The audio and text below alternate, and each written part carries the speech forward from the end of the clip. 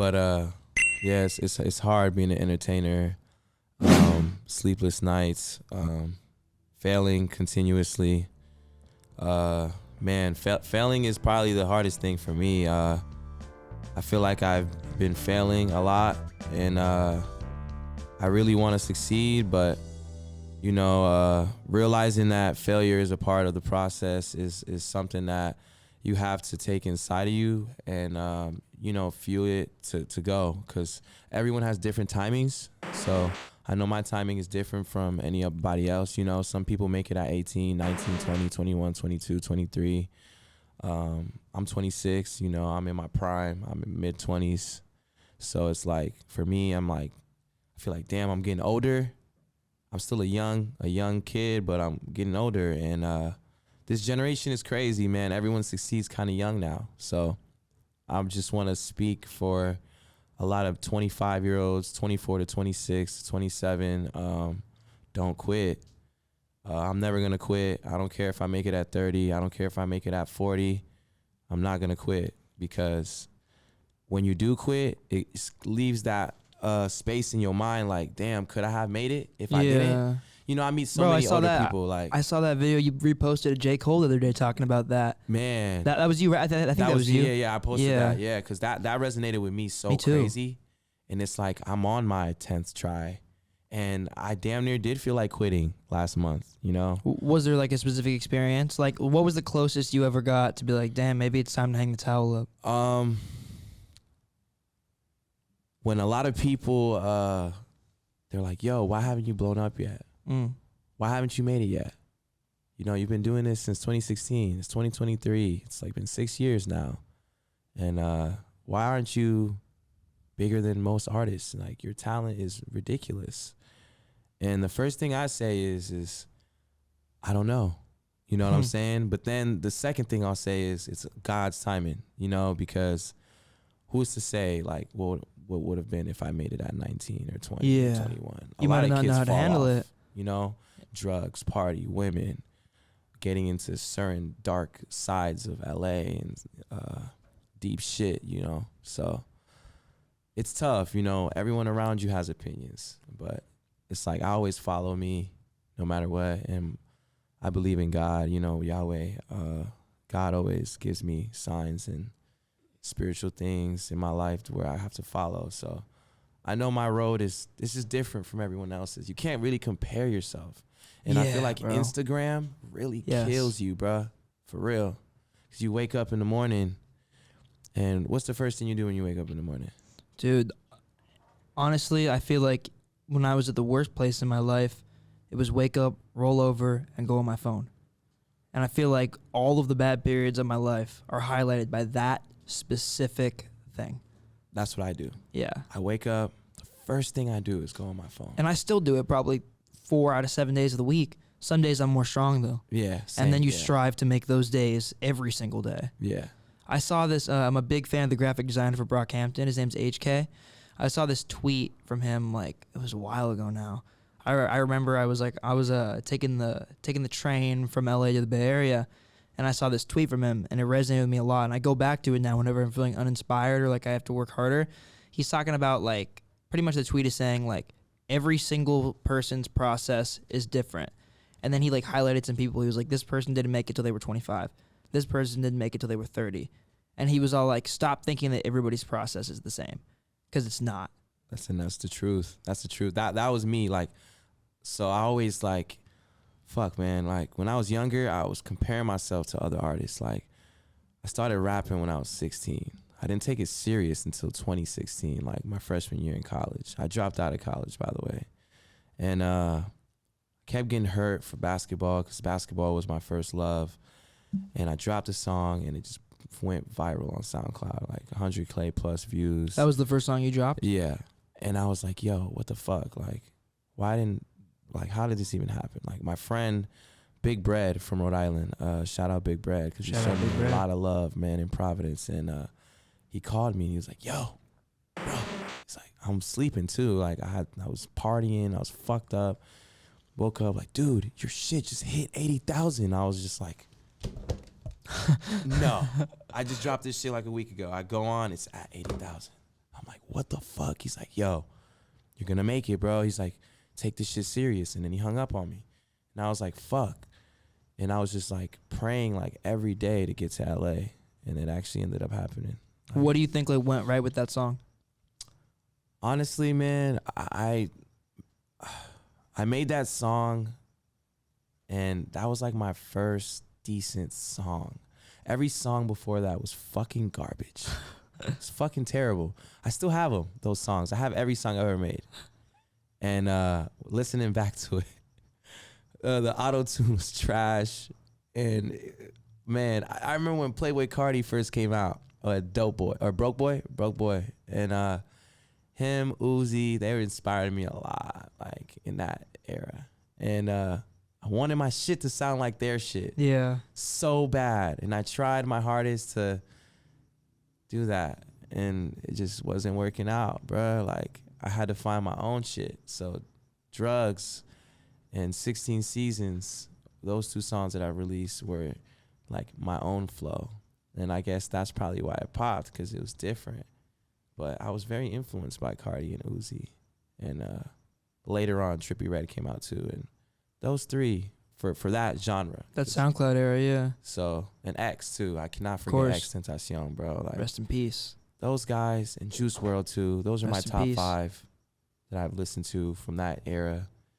And they just influenced me so much. And I wanted to make music like them. I was driving home from work the other day, and I was just shuffling my playlist, and and Legends came on by Juice, and I hadn't like listened to that song in a while, and I was thinking about it, right? I was like, this is a 20-year-old kid rapping about other rappers that he looked up to, who he's watched die, and he died less than 7 months after this song, and he was talking about how he's not gonna make it to 21, and he just barely made it to 21, and that really hit me.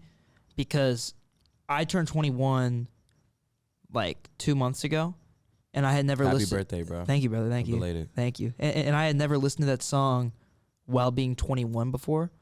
And for whatever reason, it was such a different experience. Because I was like, this kid was my age. I feel so much younger than him for whatever reason, but he was my age when he passed away. And I don't know, it's a cautionary tale. Of course it is, but more than anything, I think it shows you like exactly what you were talking about. This industry, if you blow up too fast, it can chew you up and spit you out, bro. And that's exactly what happened to him. And he obviously, the struggles with addiction were present before, but there's no way this industry should have helped. It sucks too, because it's like when you're going through so much mental trauma, right? You're going through like being broke or being homeless, or you're involved in the streets and going through shit, getting shot at and whatever. And, we've all been there. I've been through all those things. And you think to yourself, like, sometimes, like, damn, is life kind of worth it to continue going through all this shit while chasing success at the same time and putting that burden on yourself as well? Like, mental health is important. And I just want to say to every artist that is out there, like, take those breaks. Get your mental right, because this shit is serious as fuck, Yeah. And a lot of people don't speak on mental health enough, because now that we have all these fucking like Instagram and Facebook and all these social media where everything seems so fucking perfect. Seems like it's the most perfect. It's like a perfect sculpture, the most perfect sculpture ever in Greece, and there's nothing wrong with it. And then the next artist is making a sculpture, and it's just kind of fucked up, and you can just tell. It's like you won't ever be what someone else is. And that's what I'm trying to say with that. It's like that analogy. Like, you can't be Da Vinci. You can't be Michelangelo. But you can be yourself and stand out being yourself. And I just try to be myself as much as I can. And that's a beautiful thing. I think that comes with age, and that comes with experience. Yeah. That comes with loss. I'm still figuring it out, bro. I'm 26. I'm still figuring it out. Like, I'm still finding myself. I still don't even feel like I'm fully developed. Like, and it's like, it's hard, bro. And especially when you make it to such a certain level, it's like so hard to. You're around all these different type of people and different type of hearts. And what I mean by different type of hearts is like some people grow up differently than you. Yeah. Not everyone has the same love you have. Not everyone has the same vision or the same positivity you have. Some people are just truly negative. And How do you think you would console those people and try to change their mindset? oh man, in LA, like being a rising artist in LA it's tough. You meet so many different types of artists, bro. Some are arrogant, some are selfish, some are genuine, some don't believe in themselves enough. Yeah. Some have all the tools, all the money, the management, the contract, and they're not doing what they're supposed to do to get to that level when they have the resources.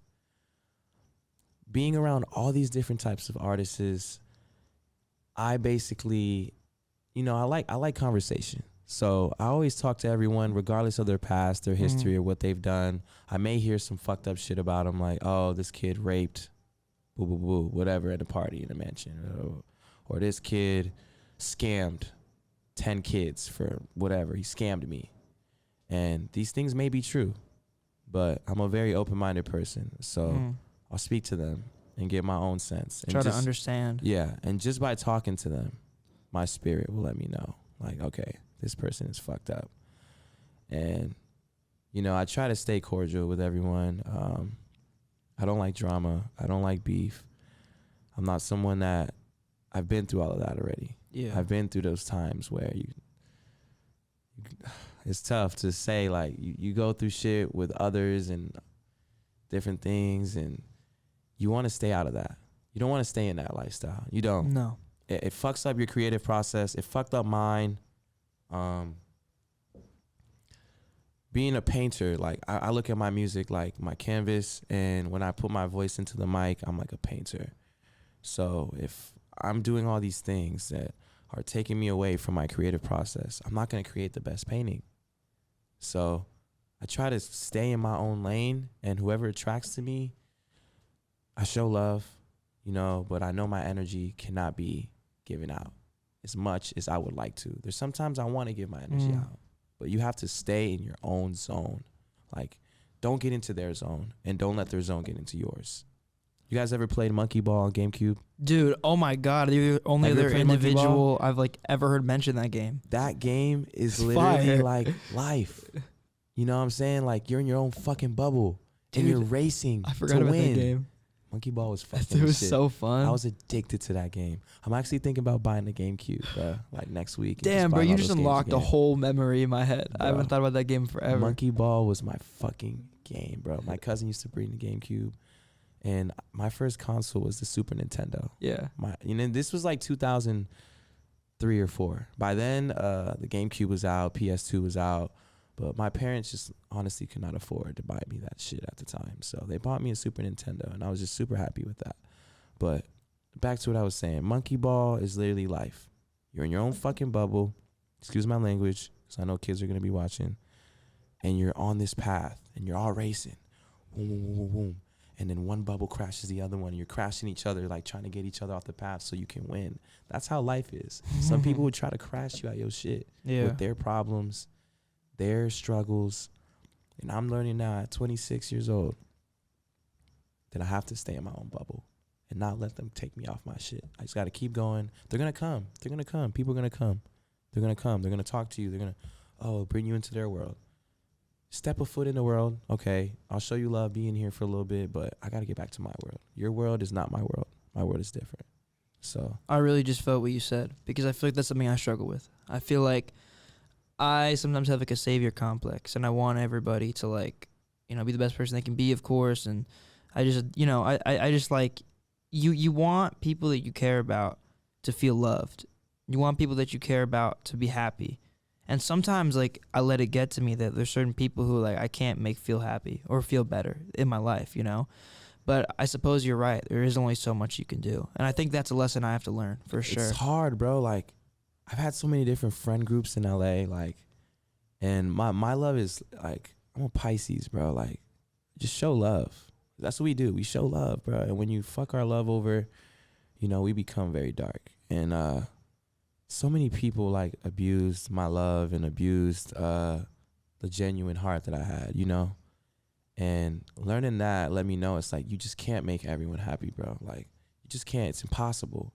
If you try to make everyone happy, you're not going to be happy. You're going to be empty. You're just going to be empty. There's so many times where I felt empty. Had everyone call me, oh, yo, come over here, come over here, come over here. And I'll go over there, but I forgot that this person asked me to go over here. So now this person's mad at me for not going over there, while me being over here. And now you're getting drained, and then it's just so much, bro. So what I would say is just like, stick to yourself and trust yourself, and just know you just can't make everyone happy. You just can't. It's impossible. So this year I choose to make myself happy. 2023, self-development. Like the last 3 years that I've been living in LA, it's been me trying to make everyone else happy. I spent so much time being in the studio with other people and showing up to their videos and showing up to all of their process. But then when it was time for my process, like no one was there. I was all alone. Like, who's coming to my video shoot? No one came. Who's going to sit in my studio session? No one came. So I just show so much love, and it never got reciprocated, you know? So now I'm at this point where I'm just distant from many people. I keep who's near me, like my closest friends who've been there for me in my worst, darkest hours, you know? My brothers, they know who they are. Shout out to y'all. They've been there in my darkest hours, being broke, being homeless, mental health, you know, getting in beefs, you know, shootouts and shit, and doing drugs. Like the same old story that many rappers and artists have. Like it's the same story I went through, just a different way. And they were there, and that's how I knew those are my real friends. That's how I realized, like, all these other kids that I'm cool with are like, they're cool. Like I like them, you know. I would love to be cool with them, but when it was in my darkest hour, they were never there, bruh.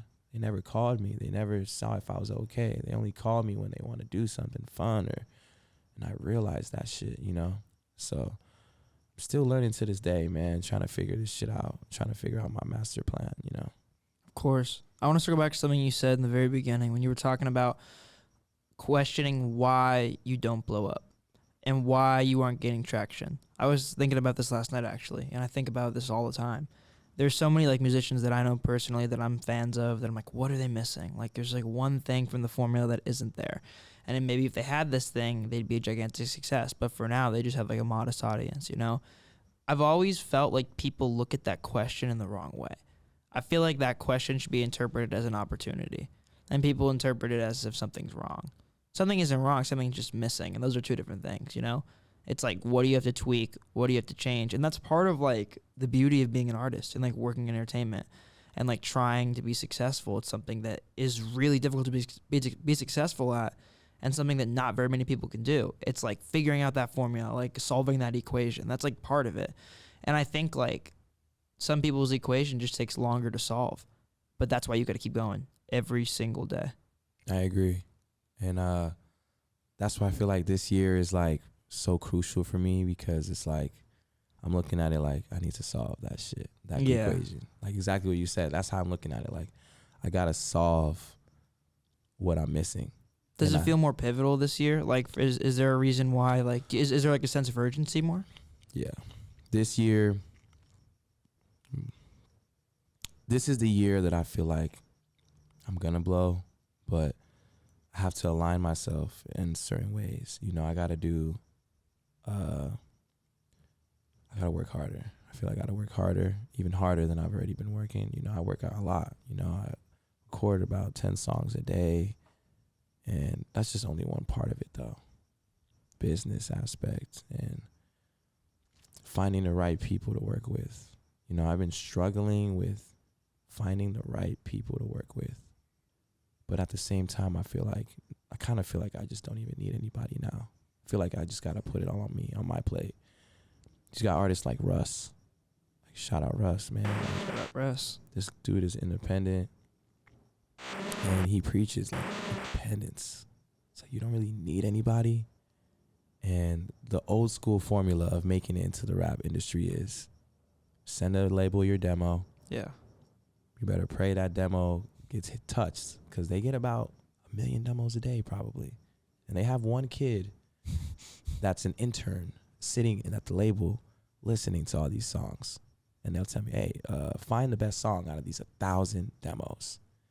So it's like you could do that, or you could pray you meet an executive or a chairman or an A&R, and they discover you. And they're like, oh, my God, you're a once-in-a-kind talent. Oh, my God, we need to sign you and push you to the max. But if those things don't happen, which is like a far-fetched thing, what's the next step? Independence, right? Doing it yourself. Because I'm someone I'm so stern on my creativity. Like, I hate when people tell me how to make my music. I hate when people tell me, you should do it this way. You should do it that way. I still do it because I'm open-minded and I'm not afraid to test waters. But I know my creativity more than you would know because I am the creator, you know? Yeah. They're more or less the consumer. So I'm more or less embracing my independence this year than I've ever have. Last year, I was working with people, and I love these people that I was working with. They're great people. And it was hard because when you have people telling you like what to do, okay, you do this, you do that, it'll work. Well, what if you do that and it doesn't work? Yeah. Then where am I left at? I followed your plan and your plan didn't work. So now I got to follow my plan. You know what I'm saying? And it's all love. I love these people, but I have to follow my plan now, and I have to be stern on that. I feel like what you said about embracing independency is a very valuable thing for a lot of artists to hear. Just gotta embrace that shit now. Yeah, we think we need help. Yeah, it's like we see people getting signed every day on Instagram. I'm just being honest. Like when I go on Instagram and I see a kid that blew up off TikTok get signed the next week by a label because they're like, oh my gosh, we could turn this kid into the biggest artist.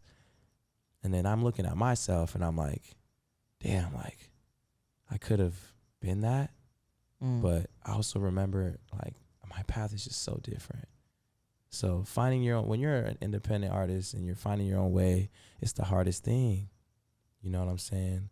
So you gotta embrace it. Yeah, I feel like one con of LA is that it becomes very, very easy to compare yourself to other people. Oh yeah, it's so easy to compare. It's like, it's even damn near a competition, bro. Yeah. And you get in competition with your own friends, the same friends you hang out with every day. You won't say it, but you are. You guys aren't gonna tell each other but their mission, like my mission. I create music because that's my outlet.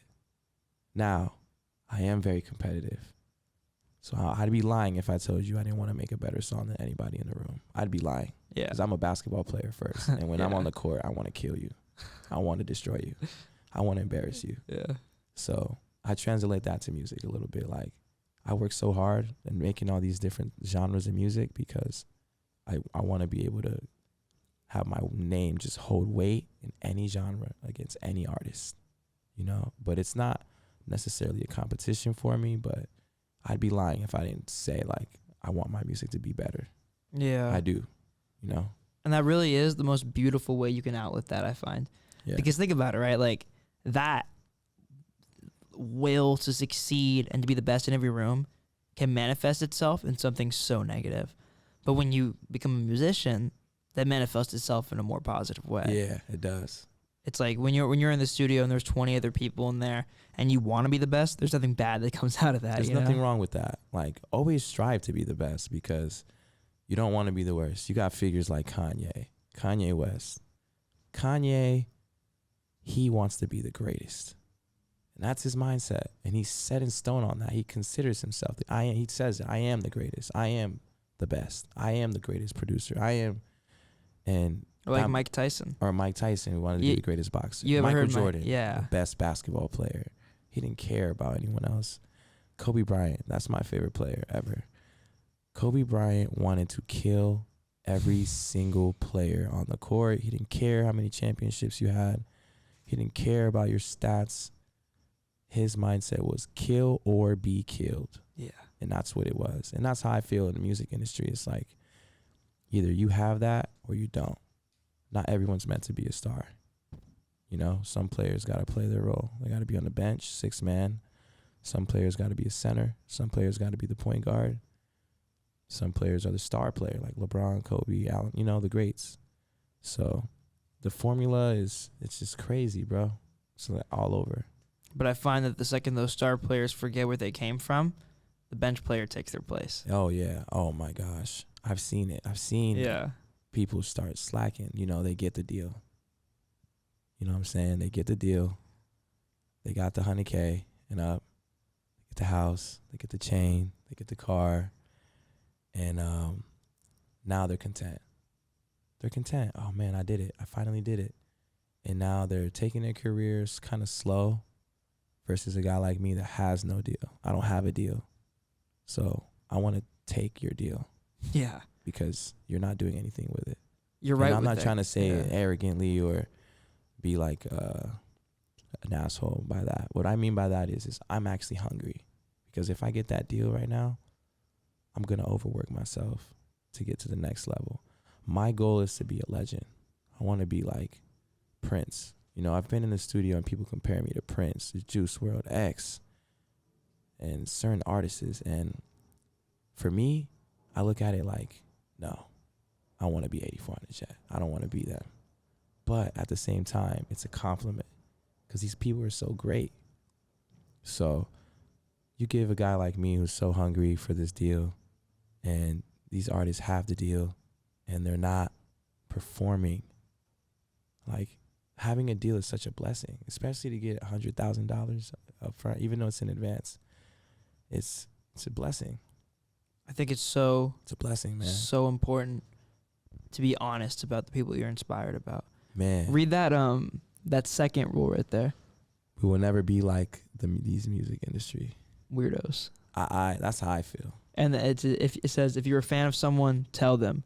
If someone says they're a fan of you, say thank you. I think about that all the time because I feel like there's so many people here who try to hide who they're influenced by. They try to hide who they respect. They try forget. Or they forget, exactly. But I feel like, man, like, you will never be so dope that you can't tell somebody else that they're dope. You will never be the shit that much to where you can't be honest about the people who inspire you. We are all here because we're obsessed with this, because we're fans. Right. We are here because we're fans. The second you lose that, you lose why you came here in the first place. We started off as fans first, before anything. And that's why I always, I met a couple artists that I looked up to, you know, and I told them like, hey, bro, I used to listen to your music like incredibly, bro, when I was in high school. Or I remember being in my garage and shit, or fucking smoking weed at the park with my boys and hearing your shit, bro. And like, I told them many artists, celebrities that I met and been in the same room with. And one artist that I want to speak on, Sway Lee. Incredible guy, man. I remember meeting Sway, and Sway was so down to earth and cool, bro. That's awesome. Like, this kid had just such a light to him. He didn't seem like he was really worried about anything or too much. Comes across, you know? And he was just very inviting, you know, very nice dude. And I remember telling him, like, dude, like, he was actually like one of the artists that really influenced my music a lot, like 2015, 2014, like junior, senior year high school. And I remember telling him, like, I threw a fucking house party because of you, bro. Like, what do you mean? Like, listen to his project, or? It was when he dropped, we just fucked up the building. Pass the rock, pass the Henny. And then he dropped No Flex and then No Type. And I was like, bro, I was telling my boy who I was living with my senior year because I was going to fail high school, bro. So they accepted me in their house. So I lived with them, and I was like, we need to throw a banger. Just because he influenced me to throw a banger. We filled the house up with like 300 kids in a small town. Kids coming from all over, cars parked around the entire neighborhood. It got shut down. Like every small town party does, yeah. My boys' parents were out of town. And when they came back, they were so fucking pissed, bro. They were so pissed, bro. And I almost got kicked out. You know, thank God they gave me a second chance to stay.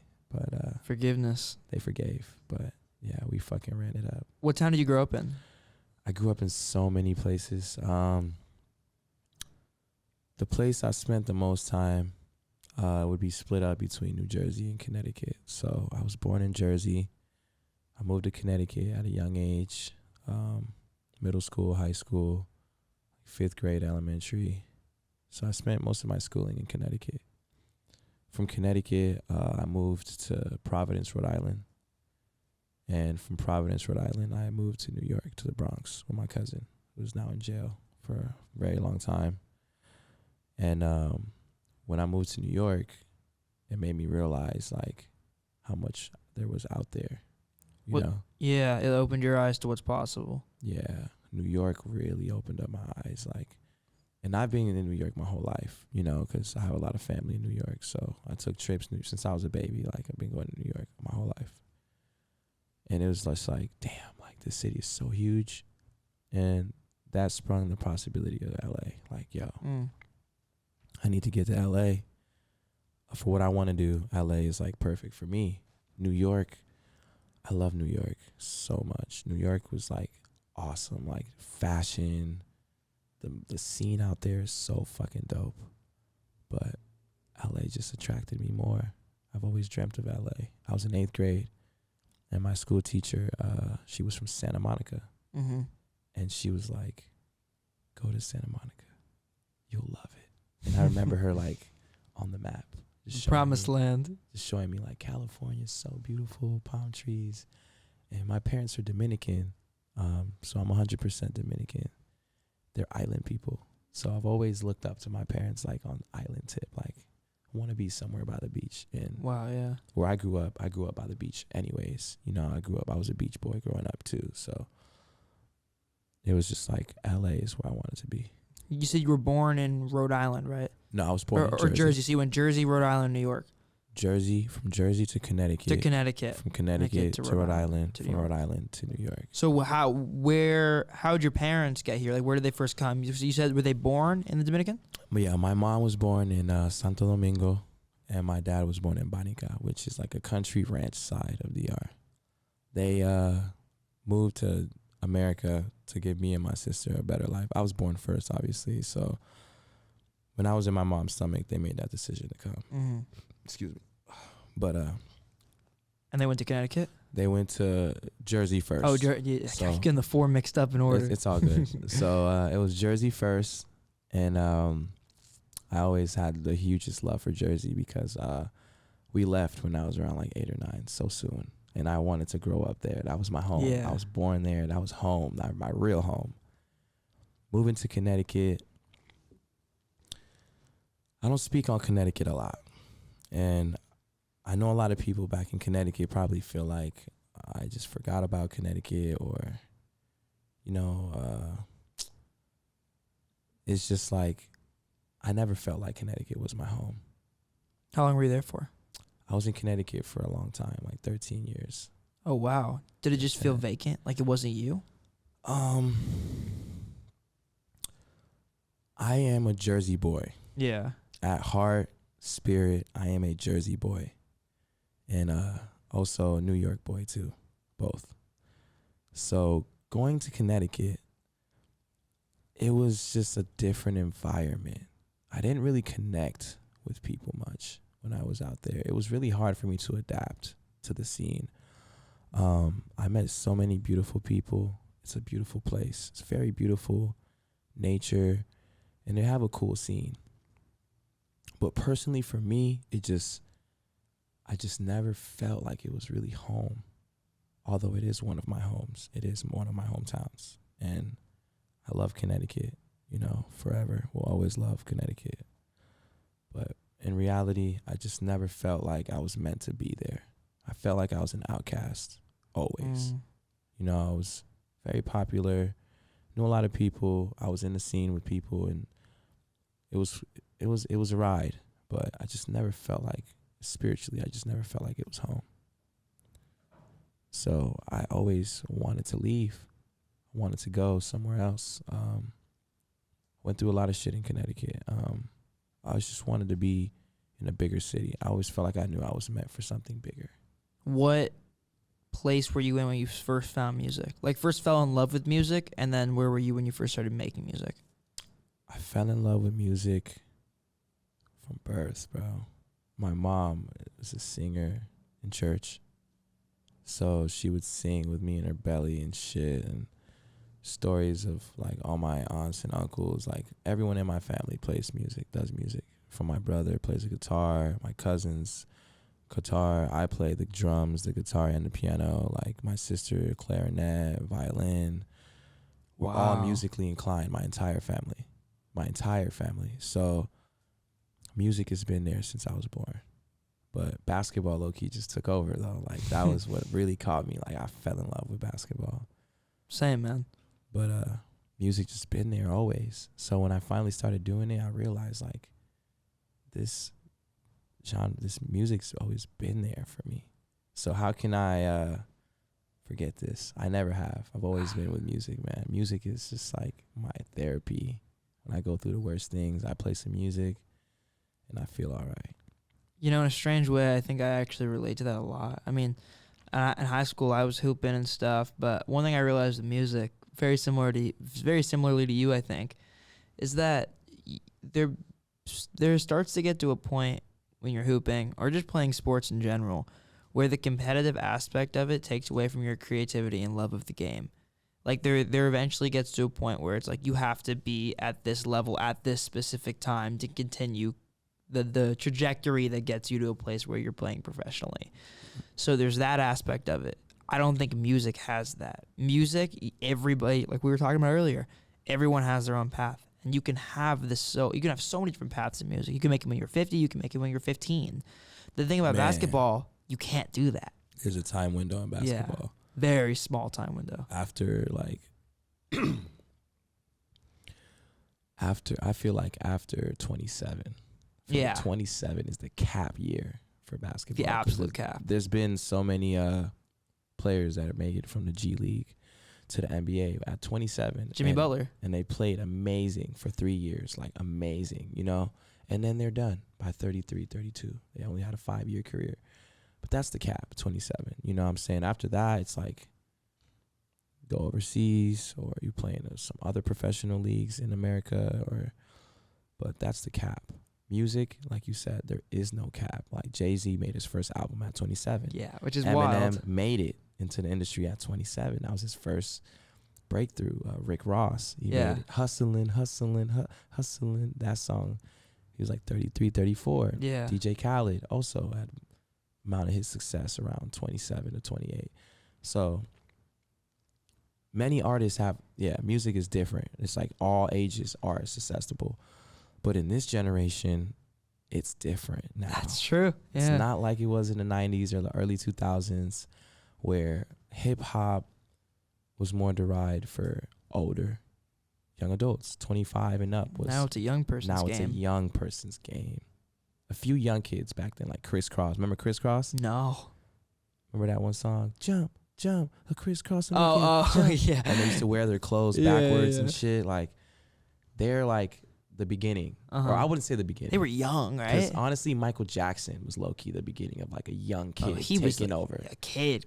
Yeah. So I can't really just say that, but they're like an embodiment of the generation of now. Like now, labels want 16 to 21. Yeah, which is crazy to think about. They're not looking at a kid like me that's 26 and develop with all these genres. They're looking at the 16-year-old to 21 that they can turn into a superstar. You know, I'm just being honest. That's actually a really interesting way to put it, because when I think about that, I think about like sports, right? It's like, for example, in the MLB, it used to be a very popular decision to draft pitchers out of high school because their ceiling was the highest. Because if they had like MLB, ready scouting and MLB ready training when they were 18 out of high school, their ceiling's a lot higher than somebody who goes through college and gets to the MLB at 23. It's almost funny to think about maybe labels are thinking like that now. It's at a place where, like, if we sign you when you're 18 or we sign you when you're 16 under your parents' provision, your ceiling is way higher than somebody who we sign at 25. Way higher. That's a weird way to think about it. I never really thought about that. It's like value. Yeah. And when you're younger, the audience is younger. That too, yeah. So you grow together. So very true.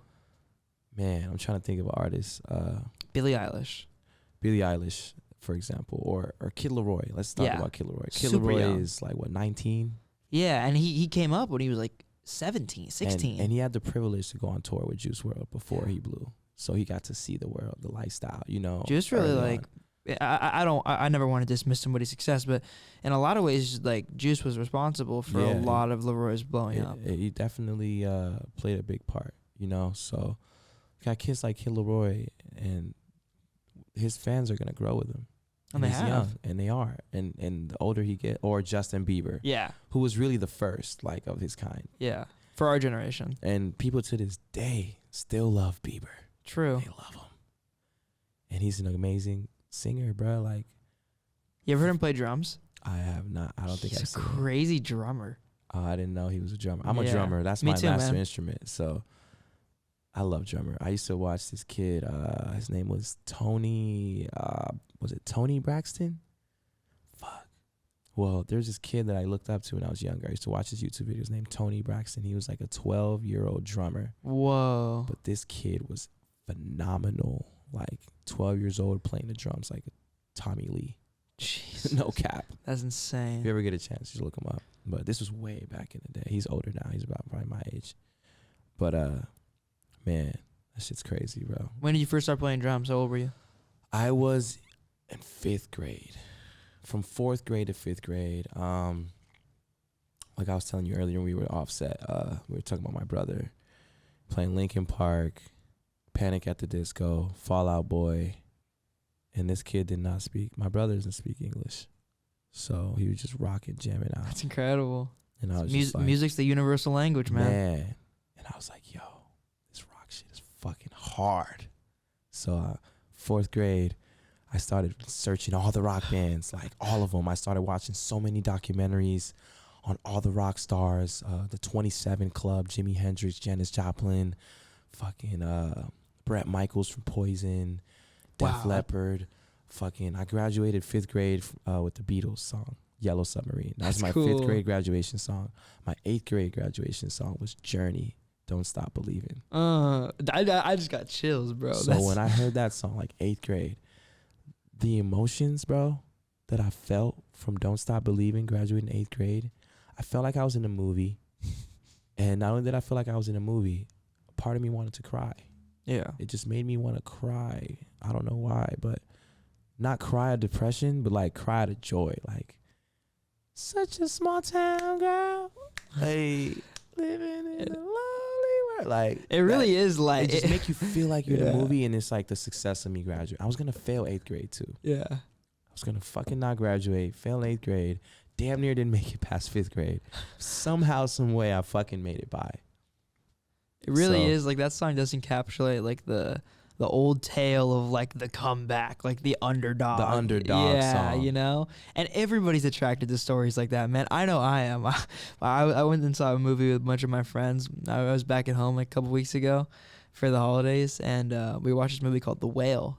You seen that movie? It sounds so familiar. Yeah, it like just came out. It's like by like A24 and stuff. But it's about like this morbidly obese guy, and like how it's like falls his last week before he dies, and it's a really sad movie. Yeah. But they were all making fun of me because like the whole movie I was convinced there was gonna be like this crazy training montage in the second half where this guy loses all the weight and he just died. But like the whole time I was like, damn, like I'm waiting for the training montage. Like those are the kind of movies that I'm into. I'm into like the stupid Hollywood blockbuster like comeback stories, you know, the underdog, the underdog gets the girl. Like I love those movies too, bro. And I also want to give credit to my mom on the rock shit too. Look, my mom, bro, I used to get grounded, right? And when I was getting grounded, she played this radio station called Classic Rock Station. That's what it was called? Classic Rock Station. And this was in Connecticut. Shout out Connecticut. Shout out Connecticut. Connecticut is a very pivotal state in my success and everything that I do. You know, without Connecticut, there's no 8400 jet. Just want to let that be known in this interview. Without New Jersey, Connecticut, New York, Providence, Rhode Island, the tri-state, there is no 8400 jet. I wouldn't be who I am without Connecticut and Jersey, and I got so much love for those states. And my mom would ground me. The first song I heard every day, Let It Be. Oh, that's that's beautiful. Let It Be. And I would have my piano on my bed when my dad would ground me for like doing stupid shit. And like I would have my piano and I would try to like imitate the Let It Be, the piano. But it was Let It Be, Let it be. Let It Be. That song's so That's beautiful, what I heard man. every time I got grounded. And the station would play that shit 10 times a fucking day, That's bro. what all the classic rock stations do, yeah. 10 times a fucking day I would hear that song, bro. That's where my influence really started, honestly, like was born. So I heard Let It Be. Then I heard during Christmas, Paul McCartney. Wonderful Christmas Time. Christmas, having a wonderful Christmas time. Here I am now, 26 years old. I used to fucking hate that song. Oh my I used God, to bro. fucking hate I'm that so song. happy you said that because I was just going to get into an argument with you. Fucking hated it so much. I wanted to grab my fucking radio and slam that shit on his fucking floor like a real rock star. It's a really like, annoying fuck this song. shit. Oh, my bad. I got a little bit of something. What'd you Like, say? fuck this shit. Like, oh, like I just fucking hate this song. Look at me now and an adult. I find myself in my car driving down the strip during Christmas season. Christmas, having a wonderful Christmas time. Like, now I love it because it just gives me that fucking nostalgic feeling, bro, still hate of that being a song. kid again. Man, And yeah. those times also remind me of, like, you guys ever had a Nintendo 64? Yeah, that was my no, actually no. I had the GameCube. I never had a 64. That was my second system. yeah. And I don't know if you guys ever played Super Mario, the world, Super Mario World. Yeah. I put that on the Bruh. Game Boy. That song played around those times when I was playing Nintendo 64 and playing like Pokemon Stadium and Oh, Pokemon Stadium's underrated as Bro, fuck. That game was so fucking lit, bro. Remind me after we're done. I want to tell you something off camera about Yeah. Pokemon and like this interview. It's like a future plan I want to tell you about. But Yeah, anyway. we're definitely gonna chat. Like, Yeah. I'm a fucking nerd, bro. Like for video games, like, and those are some of my cousins. Like, they were nerds on video games. Like my cousin Brian, my cousin Freddie. He had the PS2, and every time I went over there, I was so excited to play San Andreas and Need for Speed Underground 2 and NBA Live GTA, 2005. yeah, that's Teo shit. Yeah, bro. Like, man, it just all those nostalgic memories. I'm a very nostalgic person. Like, I love going back in time. So that's kind of a little bit of my history as far as like rock and like why I'm so rock star-ish. Who taught you how to play music? Like, who taught you the drums and the guitar and you said the keys? So, all right, this is a funny story. So after I got into like researching all these fucking rock bands and like all these rock stars, and I fucking there's this kids in my school. They were like a rock band, and they're like 6th grade and 7th grade, and I wanted to be a part of it so fucking bad. I relate to that so much. Yeah. And they just did not want me around. They just didn't fuck with me at all. You know, I was this fucking Afro-Latino kid, you know. I was like one of the only black kids. And they just didn't fuck with me, bro. But there's this one kid, his name was Kyle. He was an amazing drummer, bro. This kid was fucking phenomenal drummer. And I was like, kind of looked up to him. We were in the same grade. And I was like, yo, I want to drum like you. And he was like, yeah, hit up my teacher and shit. And all I wanted was to be cool with this group. Like, I was the outcast for real, bro. Like, I just wanted to be a part of it. These kids, this group, was like Hunter, Kyle, Adam. These are these white kids sound that cool. I just thought they were so cool, bro. They were just like the Beatles to me in a way, like, but in fucking middle school and shit. And Adam played like the guitar, Hunter did the bass, Kyle was the drummer, Jake was a guitarist, and this kid Jake. So my birthday, I'm a leap year baby. I'm born February 29th. Oh shit. Okay. Every 4 years. That's crazy. I've never met anybody like. Oh well, I have like a second cousin that was like that, but. Jake was born the 29th. Oh. And he was a guitarist. I thought Jake was so fucking cool, bro. I literally tried to sit next to him, like, and this is stuff I've never said in an interview before, because I want to also speak for all the kids, like, that are struggling to find friends and be in a certain friend group. I got denied so many fucking times by so many friend groups, bro. It's just like, it's not even funny, like, And I was just such an outcast. Like, I wanted to really be cool with these kids. And they gave me a chance every once. Like, one time, Hunter let me come over. Like, yeah, you can come over for a little bit. And they're just like, nah, this kid, this kid is fucking It's like, nah, weird. never mind. 84 is a fucking weirdo, bro. Like, and like, you know, as time went by, I started finding my way. And it's, you know, I just figured out, like, I just learned, like, don't be afraid to be alone. Because being with these kids and trying to be in their group and me feeling down and constantly, honestly made me who I am now. Like, it made me so secure with myself. I'm fucking up the mic a little bit. But it made me so secure in myself. And I just want to say to all the kids out there that are just struggling to have friends and have a friend group, like, it's okay to be alone. And your real friends will show up at the right time. You know what I'm saying? Like, through all of that process, I did meet some genuine kids. Although these kids weren't the most coolest kids. They weren't the most popular kids. They weren't the kids to get all the girls and, you know, and be. I was a jock in high school, but I always resonated with kids that were, like, not cool. I was always cool with those kids because we had, like, similar interests. Like, I'm a nerd. Like, I watch anime. I play video games. I love fucking ramen. You know, I grew up on Naruto. I have a Sasuke curse mark tattoo on the back of my neck. Like, so certain kids that I met, they were so genuine, man. But shout out to Hunter and them, because them, like, not letting me be cool with them and join their band and shit like that, like, sparked me. I was like, I remember one day being on the bus. I was like, I'm going to create my own fucking band. And I just picked these random 4 kids.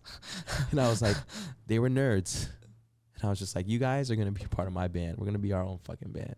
It never happened. It never worked out. But I was like, we're a band. Let's do it. And it just didn't work. Like, and I failed with that shit. And I remember looking back on it like, damn. So you taught yourself the drums for that? I didn't, man. All right, so this teacher taught me how to play the drums for like a couple weeks. That was the Hunter dude or Kyle's teacher? Kyle's teacher. Okay. And I started off with a pad because he started off me with a pad. Like, doing rudiments and stuff. Yeah. So I went from that to then my parents couldn't afford the lessons anymore. Like, my parents, I really respect my parents because although they were poor, my mom's never going to admit this shit. She's going to always say, like, you had everything though. And that's true. My mom made it shake and my dad made it shake.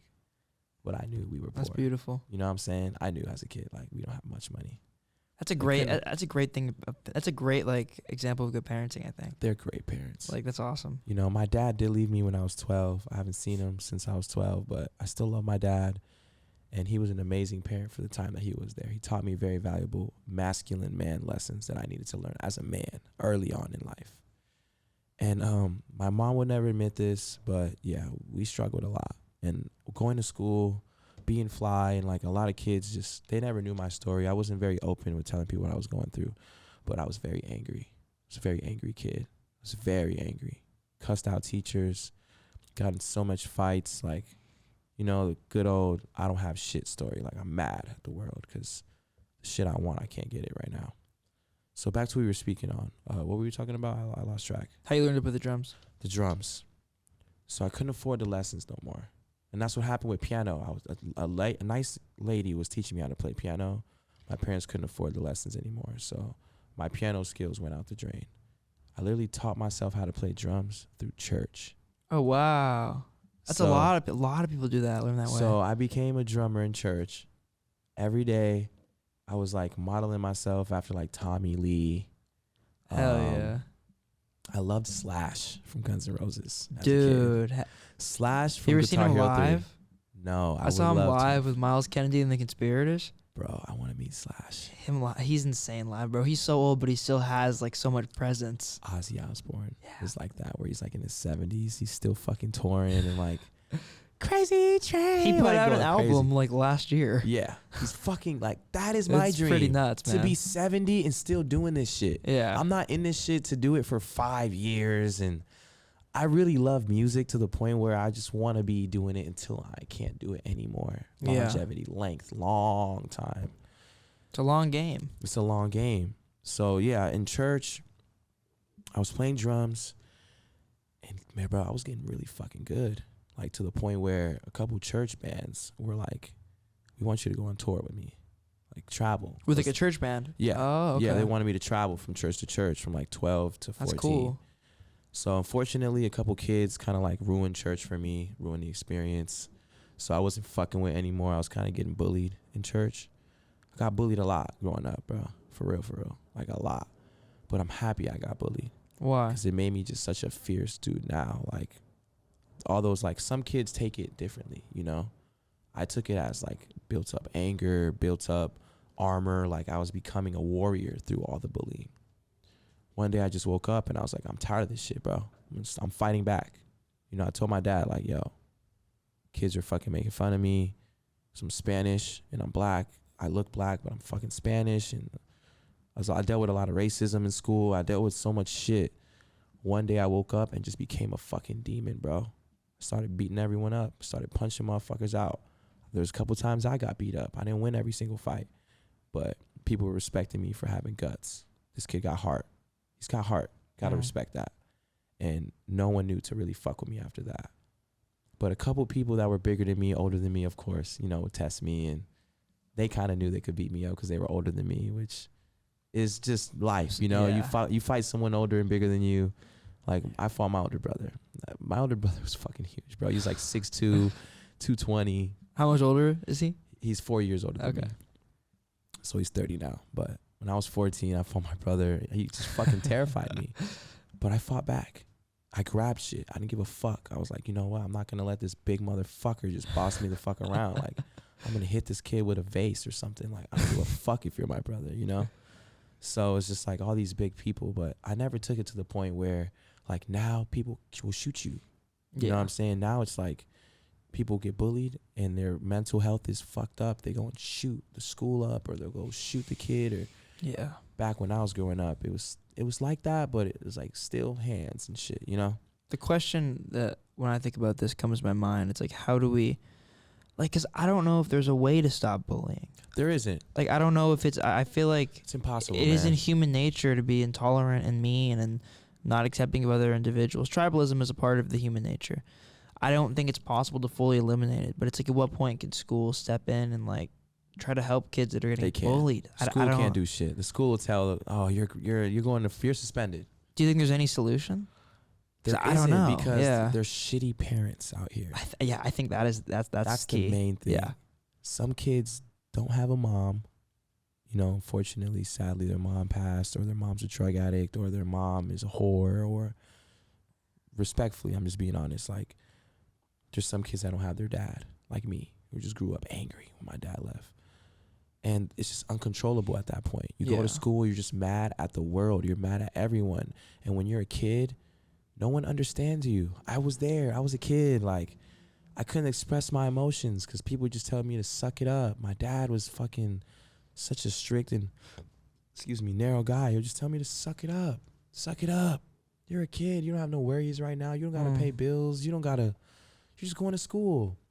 But there's so many issues within school, like bullying and the pressure of trying to get straight A's for your parents, the pressure of making your parents happy, becoming a continuous disappointment. Like me, I was a continuous disappointment. You guys ever seen Avatar 2? I just saw it the other day. You like just watched it, right? Avatar 2 was probably the greatest movie I've ever seen in my fucking life. I'm not gonna lie. And I've seen so many movies, bro. That movie blew me away. I felt like the little brother. I haven't seen it. That was a continuous. Oh fuck. Yeah. I don't want to spoil it for you, but no, you can. I'll probably watch it eventually anyway with like one of these guys. Growing up my whole life, bro, 84 felt like, you know, the little brother, right? The one that was always fucking up and low key got his brother killed, like, cause he was fucking up. That was me. I was that. That was like my spirit person. Like, I was always a fuck up. My sister was like the big brother, always doing everything good. And my older brother too. They were always good in school, good grades. Me, I was like in the streets, smoking weed, fighting, hanging with gangbangers, doing this, doing that, stealing shit, just doing fucking knucklehead kid shit. You know what I'm saying? And I was a disappointment. And now I'm low-key like becoming the golden child, I guess you could say. But I was always a dark horse. Yeah. So that's why I always fucked with I really fuck with that movie for that. Like that shit was like an embodiment, like being a disappointment, but turning into a king, into my disappointment, you know? Everyone has a time where they learn to be an adult. Yeah. Everyone has a time where they learn what matters in their life. And I think there's this quote from one of my favorite movies ever. It's Moneyball. You ever seen Moneyball? I think so. I've heard of it before. Yeah, it's about baseball. It's about the Oakland A's. Oh yeah, was it with Canseco? No. Okay. I have heard. Was it because they were trying to make the organization great? Essentially, yeah, pretty much. I think that's pretty much the idea. Yeah. But anyway, I'm from the Bay Area. I'm from like 20 minutes from Oakland. 20, 30 minutes from Oakland. And so I grew up like a diehard Oakland A's fan. But anyway, there's this line in that movie that I think resonates with me, and it kind of relates to what you were just saying. It's there's this and like almost like an announcer like doing like a cutscene in the movie, and he says something. He says, "There comes a time in every person's life where they must stop playing the children's game. Some people learn at 15, and some people learn at 30, but we're all told." Man. And I think about that a lot because it's really, really true. There comes a time in your life where you have to understand what matters to you. And I think it goes back to what you were saying, you know. I think a big part of that is learning to make yourself happy and not anybody else. Man. What I want to say is on that is don't lose your youth. Yeah. Don't lose that little kid inside of you, because that's when you become depressed. I feel like a lot of corporate job workers and a lot of adults, they just hate their lives because they don't have that youthful spirit anymore. Yeah. They don't want to play a game for a little bit or just, remind themselves like, oh, okay, I am a human. Like, I'm just not a fucking robot. We all want to be unhuman. Right. And I don't know why.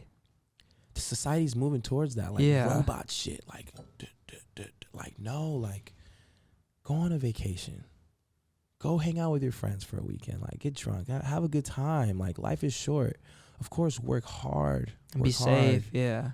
And work hard and go hard. Like, don't misinterpret this for party every fucking day and waste your life and be 50 and now you're broke as fuck at 50 and it's just like, no. But what I'm saying is enjoy it, though. Don't fucking like me. Like, I work hard, but I enjoy my life. I'm going to go to a party. I'm going to get fucked up. I'm going to enjoy my youth. One day I'll be 40 if I even make it to 40. I'll be 40. I'll be older. I won't be able to be around kids from 18 to 30 anymore. You know what I'm saying? That's just not going to be cool to be 40 in a club and 50 in a club. I'm 26 and I feel like I'm old in a club already, you know? That's like me being 25 and going to a college party.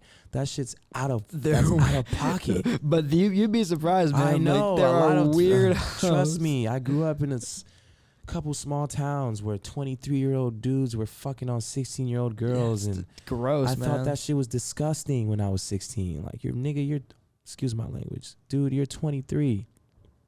Why are you fucking a 16-year-old little girl? It's gross.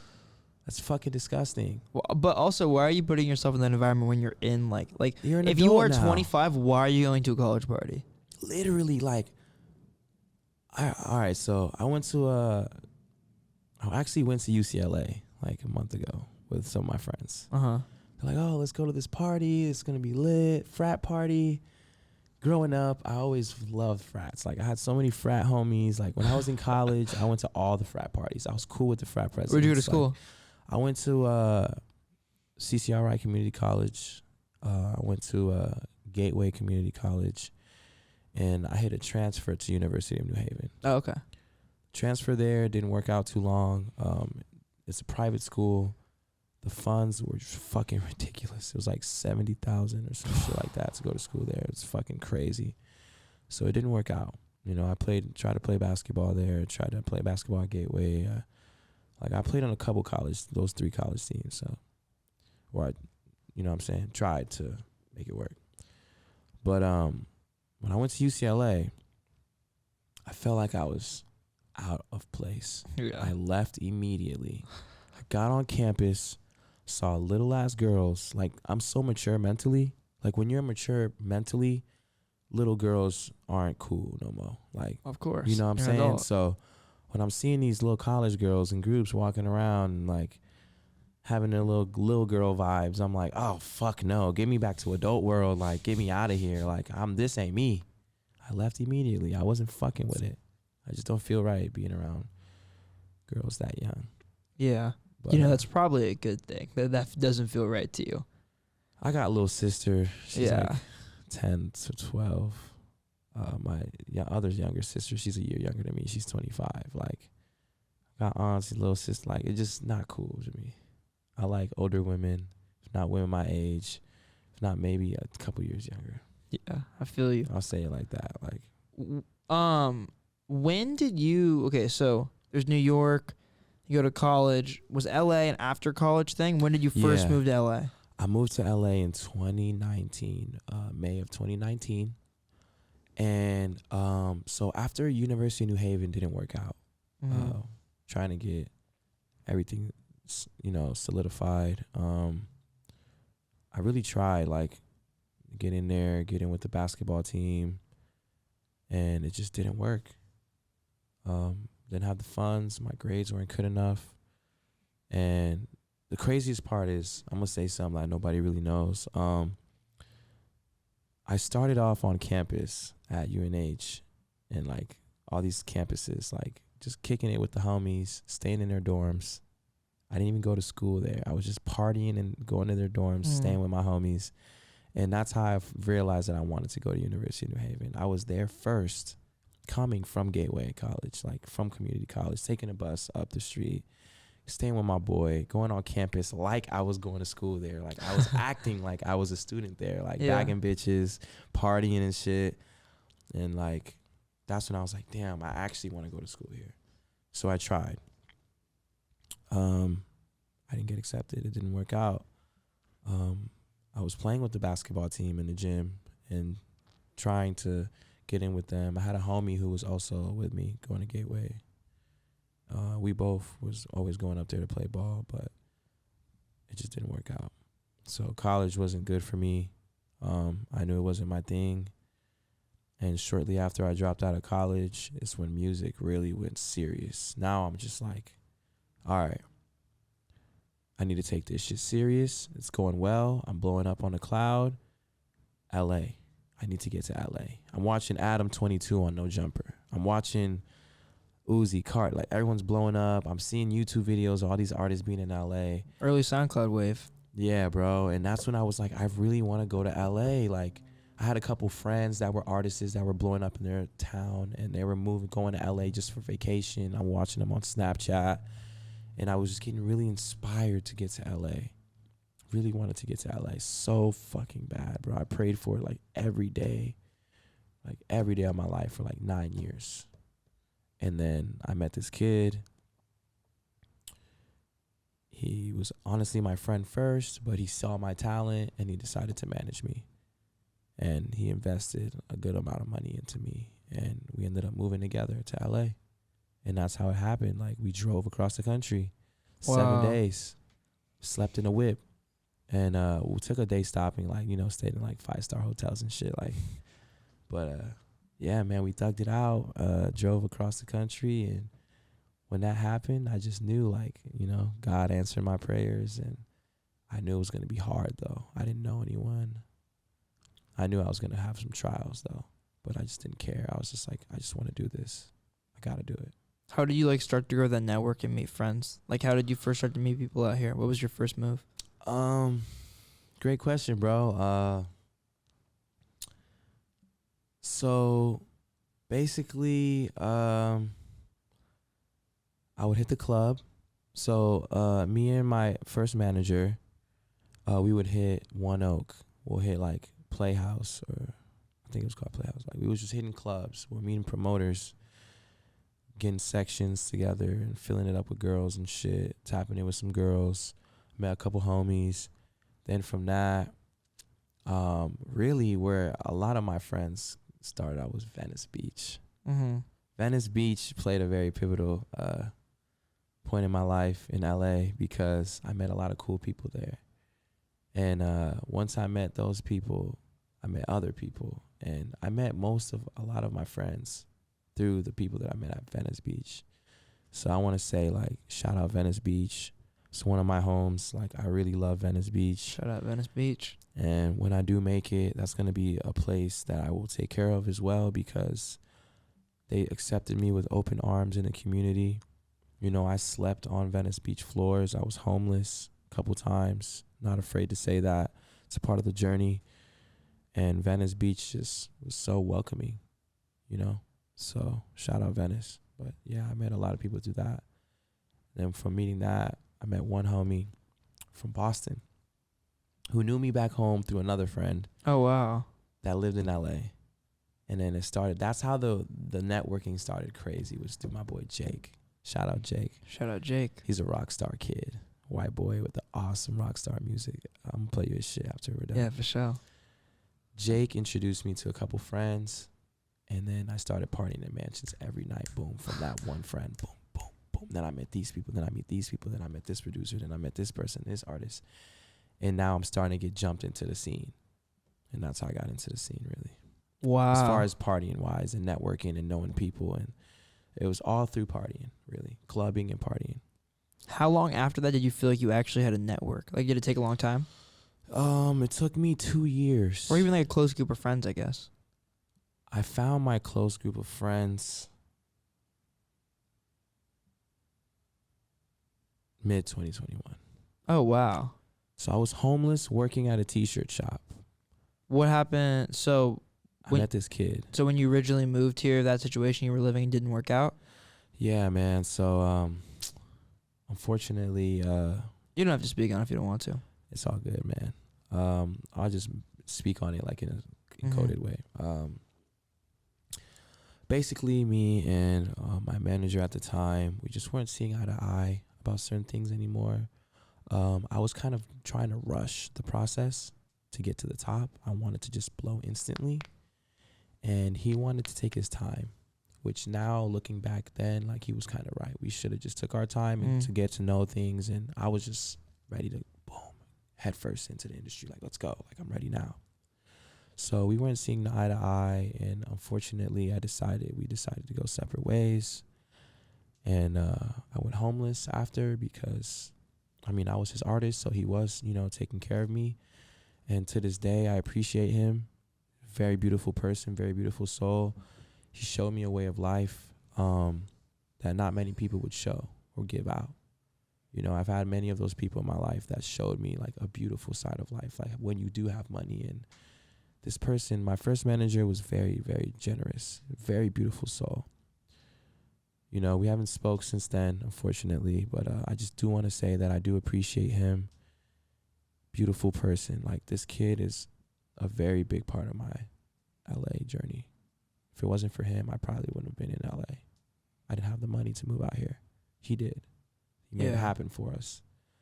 So I appreciate that guy so much. But after after we went our separate ways, is when life got serious for me. And I had no money. And I was homeless, bro. Like, I had to figure it out. For real, from the mud, from the dirt. And I didn't know anyone. I didn't have any friends. My family they didn't give a fuck. Only person I cared was my mom. My dad didn't care.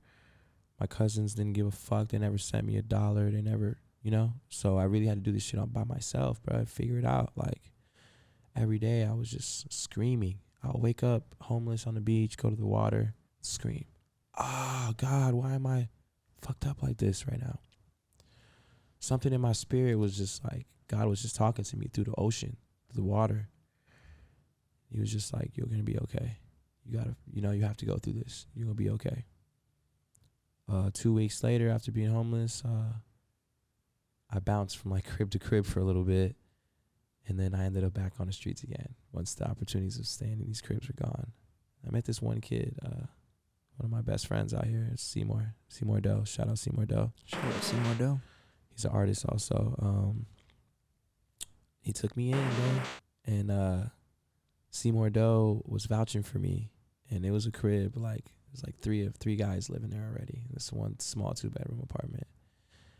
And I was just telling him, like, I'm grateful to just even sleep on the floor with a roof over my head. I don't care about a bed. I don't care about nothing. And I would sleep on that floor Wake up 6 in the morning, go to work every fucking day. Slave shit, bro. What were you doing at the time? T-shirt shop. Oh, okay. I was working at the T-shirt shop, just selling T-shirts and trying to make commission to try to get a spot and shit. Mm-hmm. And eventually, everything ended up working out. You know, I met this one kid, and I ended up living in a mansion with this one kid for like a month. And then my journey kind of just started from there as far as entertainment-wise. I just was figuring it out. And that's when I knew, like, I'm a very strong person. I'm a warrior because I figured it out. You know, I was able to make it shake some way, somehow. I know we were talking earlier about certain songs, like, reminding you of certain periods of your life. Like, you said, like, you know, Let It Be is associated with a very specific memory. You said, like, Wonderful Christmas Time by Paul McCartney, very specific memory. Yeah. Is there, like, a song or, like, an album or an artist that you were listening to a lot that period in your life that really resonates with you now because it reminds you of that time? Yeah. Juice WRLD, Cardi, X, and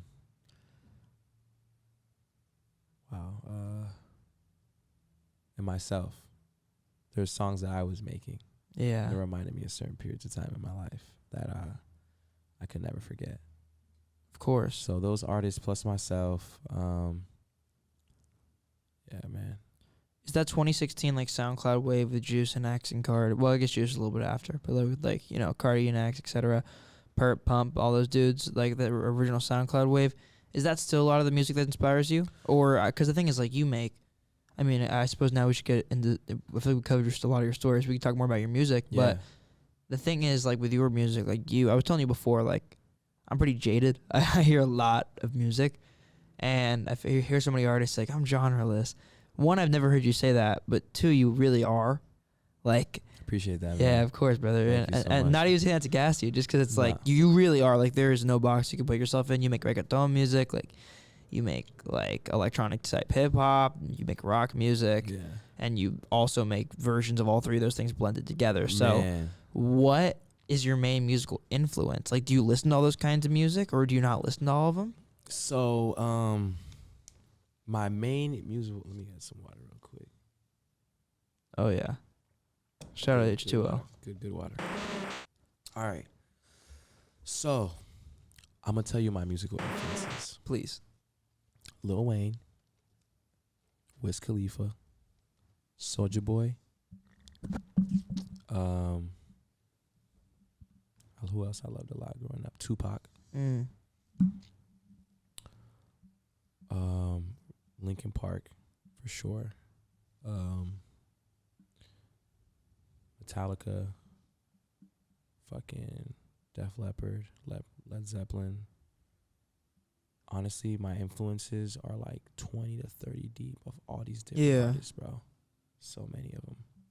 That's crazy. There's that many. Those are like the main, though. Those guys are the main. What was the first type of music you were making? My first song was my first type of music was boom bap. Oh, wow. Excuse me. And what boom bap artists were inspiring your sound then? I listened to a lot of Wu-Tang.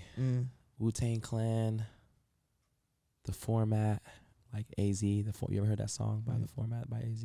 That sounds like really familiar. Lil Wayne for sure, bruh. Lil Wayne was like the rap goat to me. I loved Lil Wayne, bro. He was my absolute favorite, and in my opinion, he is the greatest rapper of all time. Biggie Smalls, because growing up, like, obviously the new generation now is like infused, like all these genres are infused with other genres now. Like hyper pop, like, you know, Mr. Age and shit. Mr. Age, the song by Trippie, like, that's a rock chord on a fucking hip hop beat. It wasn't like that back then. It was just boom bap shit, and it was conscious rap. So I started as a conscious rapper first. I wasn't a singer, couldn't sing. I would just spit diabolical raps, literally just like spit conscious. I have conscious music that I would like to play for y'all too. Please. But yeah, I was a spitter, straight up spitter, and then rap died. 2015. I started rapping, like fucking around with rapping 2013. Hip hop died 2015 and 2016 when all the new artists came out, like Cardi. And I don't mean to disrespect them in that way. I mean, like, it just evolved Yeah. to something new. The sound changed. The sound just changed. It was just something else now. So I went from being a fucking spitter to now having to rewire my music again, because I started rapping at the end of hip hop. So now it's like, fuck, I was a spitter. Now I gotta start over. I had to start over again. So I started fucking around with auto-tune and shit and hopping on Cardi type beats and, you know, Mexico drill. No. So when Cardi came out, all his beats were like Mexico drill and like Icy Twat. You ever heard of Icy Twat? No. Okay, so these are You're putting me on a lot. underground artists, not artists, but underground producers that played a pivotal part in the wave.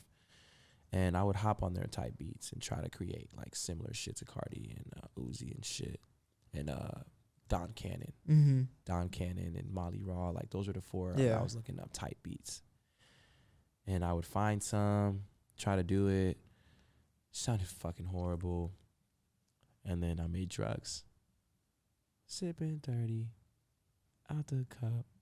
Basic ass song, but the beat was gas. And from that point on, I was like, I'm finding my sauce. And Yeah, like your sound. yeah, I found my sound with that song. And then X inspired me. I would probably say for this generation, XXXTentacion inspired me like the most. Because I was so surprised by how many different styles of music he was able to make. He was making Spanish, diabolical, spitter rap, but rager, rock, screamo, real boom bap but shit. R&B. Yeah. And I was like, damn, this kid is so talented. I was like, I want to do that. I want to do that. I want to be an out-of-the-box rapper too, because I don't want to be like anyone else. So that's where it started. It was X kind of like impressed me. You know, when he died, that shit hurt my soul. Like, I cried. I made a song crying when X died, because I was very attached to him. Very attached. I loved his music. I loved what he stood for. I felt like I was him, reincarnated, just a little older, outcast, always fighting, trying to find a way for myself. And I really resonated with that. Were you still working like on kind of type beats at that time, or were you doing any of your own production? When did you do you have like a because that's the thing too, right? It's like I'm willing to bet that, like, I mean, correct me if I'm wrong, but I really don't. In my head, it sounds crazy that like you work with the same producers for like your electronic hip hop stuff, and then like your reggaeton stuff versus like more rock influenced songs. Do you work with like a lot of different producers for the different genres, or do you do any of your own production? Yeah. Now, okay, so I was doing type beats always. Even to this day, I do type beats because I love how so many producers can just make what I want in the moment on YouTube. And that's why I really love YouTube beats. But on a professional standpoint, it's always better to work with an in-house producer. I will say that, you know. So now I'm working with very big producers that have lifelong credits with like Tory Lanez. I've worked with 50 Cent, Gunna, Lil Wayne, like the list goes on. I work with producers that work with big artists now. When we create music, it's crazy. But the type beat era was also like a beautiful one, I feel like, because I got to experiment a lot. It was like I feel like I'm a mad scientist. Like, I feel like Rick and Morty. You guys watch Rick and Morty? I feel like I'm fucking Rick, bro. And I'm just trying to find my fucking sauce, like this crazy chemical component that could make me the best artist in the fucking world, bro. And that was my experimental process, like back in them times. So did you ever have trouble with like copyright and stuff when you were using type beats? I personally never really released a song like, and I'm from 2016 to 2021, those 5 years, or what is that? My math might be off. I'm a little tired. But from those years, from 2016 to 2021, like, I never released a song on a professional note. All my music was on SoundCloud for the most part. So why did you pivot? Because obviously now that's not the case. Now I'm but on it's all interesting. platforms. Yeah, but it's interesting, like, up until that point that you weren't on all platforms. I wasn't. Why not? I was just on SoundCloud. I was just so stuck to SoundCloud, man. Like, I loved it, And I was just so attached to it that for a very long time I just stayed on there. I would almost think maybe that has to do with the period of music that influenced you to start making music, because that was a movement that was born on SoundCloud. Yeah, it was. And I started around that same time when they came out. Cardi and them came out. So would you ever start to do any of your own production? Would you want to learn? Because I mean, I assume as an instrumentalist, obviously the two worlds are very different, but you could 100% do it. Fuck yeah. I made one beat one time. One beat. And it was solid. But I don't know, like my cousin was a beat maker, my cousin Marcus, he's a mixed martial artist. We used to always fucking spar together and shit, just on our fun time, just on some fucking goofy shit. But shout out Marcus and Tron. Shout out Marcus. He mixed right up the street from me, man. That's my fucking cuz. Like, he'll come over, make a sick beat on FL Studio, and I'll rap over that shit. But he was teaching me how to make beats. But I just never found the full interest, you know, like to make a beat. I was always so drawn as being the artist. And I'm still that way to this day. Like, I'm just so drawn on being the vocalist. Yeah, I think it's good that you realize that, because I feel like a lot of people know that about themselves but try to pretend it isn't true. I just know, like, I just love my vocal vibes. And I love singing and rapping and making the vocal over the beat. But I do eventually want to learn how to make beats, because that would evolve me to another level. For sure, yeah. Like making my own shit, and then I could like make shit. I'm like, I have melodies in my head that I would love to make on beats. Yeah. I mean, especially when you're working with your own production opposed to other people's, you never have to explain to somebody what you want. But it's like, it's starting over again. Yeah, that's true. So it's like for me, it's like starting over, all over again. Or maybe it's just adding a tool. Say it one more time? I said, or maybe it's just like adding a tool. Yeah. It is adding a tool. And I would have to really like take time out to do that, but soon I'll start making beats for sure. I know you said you like couldn't sing when you first started, man, and now in your reggaeton stuff you definitely sing. How did you kind of like get into that world? Like, did it take a long time to become comfortable? Years, bro. Like when I first started, when I made Drugs, I sang on that shit. My singing wasn't that good. I'm not a singer, by the way. I would like to say that. Like, a real singer can hit notes. I can't hit notes like that. Yeah. But my voice, I guess, is like pretty matchable with any beat, which is fucking weird. I don't know how. I've never been a singer. I've always been instrumentals and rapping and shit. But I think what really made me a better singer now is the fact that I continuously kept doing it. Yeah, just practice. Just kept singing and singing and singing and singing and singing. So I think my voice like tuned itself and became, if that makes sense. No, it does, yeah. I feel like I tuned my own voice. Because you know, like singers will have a singing coach, right? Yeah. And they'll be like, oh, I got a singing class because I'm trying to learn how to become a great singer. You can learn how to become a good singer. But also singing can also be a gift. Yeah, I agree. Some people that are just gifted. I totally agree. With singing. Like I met this dude the other day who was just singing on one of my producer's birthday, Dwayne Rock. He's a platinum producer. And this guy was a beautiful singer with no auto-tune. And I sing good because I know how to mix my I have my template for my vocals too. But my vocals do also sound good rough. And it's because over the years, my voice just tuned itself, I feel like, from doing it so much. Yeah, that makes a lot of sense. So when you began making, so reggaeton was more of like a recent development, right? I started doing reggaeton last year. So what prompted you to like get into that world? So I'm going to say one thing. In 2018, I made my first Spanish song, and it was on a Sway Lee dance hall type beat, right?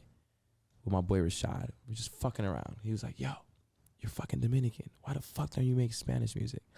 I was like, I don't know. Like, my cousins always told me to do it, but I just never was drawn to it, like to be the right Spanish artist. So I made that one song. It came out pretty dope. I never released it, though. It's unreleased. 3 years, let's fast forward 3 years later. I heard this song by Bad Bunny, Calladita. Ella calladita. Yo, I'm like, dude, this shit is fucking, whoa, I was just mind blown. He made that song, mind blown. Because the first song I heard from Bad Bunny was freaky, freaky, freaky, freaky, goosh, goosh, goosh, goosh. So I'm like, yo, this shit hard. Like trap Spanish, this shit's fucking hard. But I really grew up listening to the old school reggaeton guys like Alex and Feed, Arcangel, fucking Daddy Yankee. Daddy Yankee was probably the number one for me growing up that I listened to. And Don Omar, those two. Daddy Yankee and Don Omar growing up were the top two reggaeton artists for me. And I've always listened to Spanish music on the bus and shit because my parents are obviously Spanish and always listen to that shit. But Bad Bunny really inspired me to become a great Spanish artist. Yeah. After that song. So I heard Calladita. I'm like, damn, I want to be a unique reggaeton artist. So one day I was like, fuck it. And I pulled up a reggaeton beat and I just did a song. Just do it, yeah. And that shit came out fucking bananas. And then I didn't finish the song though. I only did like 8 bars on it and I was rapping. And then from that song, I went to the second song and it's called like Jugadora, which I'm gonna play it for y'all when this shit's over. Shit was phenomenal. And I infused like the old school sound in Spanish, this long drag singing. Oh, like that old school shit into the new school vibe. So when I played that song for all my Spanish homies, all my Mexican homies, I didn't tell them it was me. I just played it. They were like, yo, who the fuck is this artist, fool? This shit's fucking fire. And I was like, that's me. And they're like, no. Everybody was like, oh, are you fucking serious, Jay? You made that shit, bro? What the fuck? And then when I got that reaction, my boy DeMonte too. Shout out DeMonte. Shout out DeMonte. DeMonte was like, dude, no, bro, you gotta fucking keep doing this Spanish shit, bro. This shit is insane. You sound like you. You don't sound like anyone else. I was like, all right. So I moved to Dallas with DeMonte last year. Oh. And we got a crib together, and I was sitting there just working on Spanish music every day until I got like decent. And then I ended up moving back to LA because I felt like I just really missed LA and the music scene. So I came back. Dallas is a dope city, by the way. Beautiful city, amazing city. I love Dallas. I'm definitely going to pop back up there. But yeah, and then now I'm like in such a zone with it where now I'm creating like, it's just getting better and better. If each song I do, I feel like I'm getting better and better. Do you feel like the audiences you have from like your more hip hop influenced stuff and your reggaeton stuff, are those separate audiences or do you think they collide? Like, is there crossover?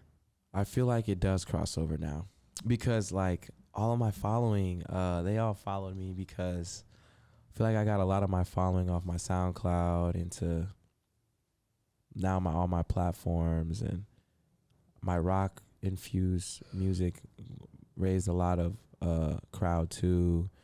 And now that I'm doing Spanish, I'm getting a lot of Spanish crowd, and they do morph. But instead of the Spanish crowd going into my rap rock star crowd, I feel like they stay in the Spanish lane. But I feel like indie rock, rock, and the pop, they all jump over to the Spanish. Oh, that's interesting. You get what I'm saying? Yeah. Like the Spanish crowd, they stay there on the Spanish music. But I feel like all my other genres, they jump into the reggaeton. Yeah. Because it's more transmittable that way. They translate to the reggaeton. So now I'm realizing like, oh shit, like reggaeton truthfully is a universal genre. Because people that don't even look at the way it's English blowing up in America right now. Yeah. are just fucking loving it, man. And I've always, my cousin has been a reggaeton artist. I told you, I was telling you, like 2003, like this shit's in my family. How do you do you feel like you've garnered more traction since you've started making reggaeton music? Yes and no. I feel like what gains me in my traction is my uniqueness of being able to do different types of music for different emotions. I feel like my indie rock grasps a very nice following too, because it's such a high frequency of music and upbeat and something, exciting. Like, the vibe is cool. It's a good vibe. So I make music for everybody. I don't want anyone to tell me they don't like my shit. If one person's like, I don't like the drill, because I make all, I have New York drill, I got LA music, I have all types of music. I got Detroit shit, I got it all, bro, literally. So if someone's like, I don't like your Detroit shit, I'll play indie rock. Oh, I like this. Yeah. I'm like, all right, perfect. Oh, I don't like indie rock. I'm a hood nigga. I don't like that shit. I got that Detroit shit. I got that LA shit. I got that hood sauce. Oh, I don't like the hood music. I like reggaeton. I got reggaeton. So my goal is to make all sorts of music so people cannot say no. LA helicopters. Haha. It's real life GTA out here. Oh, God. But, yeah. Do you ever fear that, like, if you were to get signed, I know you said you were embracing your independence and everything, but let's say, like, you were to get offered a nice deal, would you ever fear that they try to limit you to one genre? Yes. And is that something you'd be open to or never accept? I'm open to it, but if anything, I would just have to pick 2 genres to stick to, which is going to be reggaeton and pop. Those are my 2 favorite music to make because they bring out the best in me. Oh, what do you mean by they bring out the best in you? They just make you the happiest, or you think you're just better at them? They just bring out such a musical inclination. And another genre that I feel like that I really enjoy making is the Yeet, Playboy Cardi, Trippie Redd infused music. Like your first project. Like Skylord and A4U. Punker. I have so much fun making those type of songs, bro. I remember performing Punker in downtown LA by the Staples and went crazy. The whole entire venue was just like moshing, and it was amazing to get that reaction off of Punker. But yeah, those are the 3 genres I probably would say that I enjoy the most. It's like pop, reggaeton, and that punk rock, like hyper pop is what they call it. Like those are my favorite 3. I listened to that full ass project that Punker was on. I feel like the energy in that album is so crazy, and I really, really feel like from a performance standpoint, a lot of that is live music. Have you played a lot of it live? Because I feel like that a lot of those songs would go really crazy live. I performed a couple of them live, and I've got some sick reactions. Now, I do want to say 8400U number 2 is coming out, and this album is going to be way more grungy. Yeah. Like way more screamo vibes. And Skylord 2 is also coming out. Skylord 2 is going to be a little different from the first one. But 84U2 is going to be more screamo. And I'll say it'll have more of a Juice WRLD style infused as well with the screamo. So more like singing and stuff too? Yeah.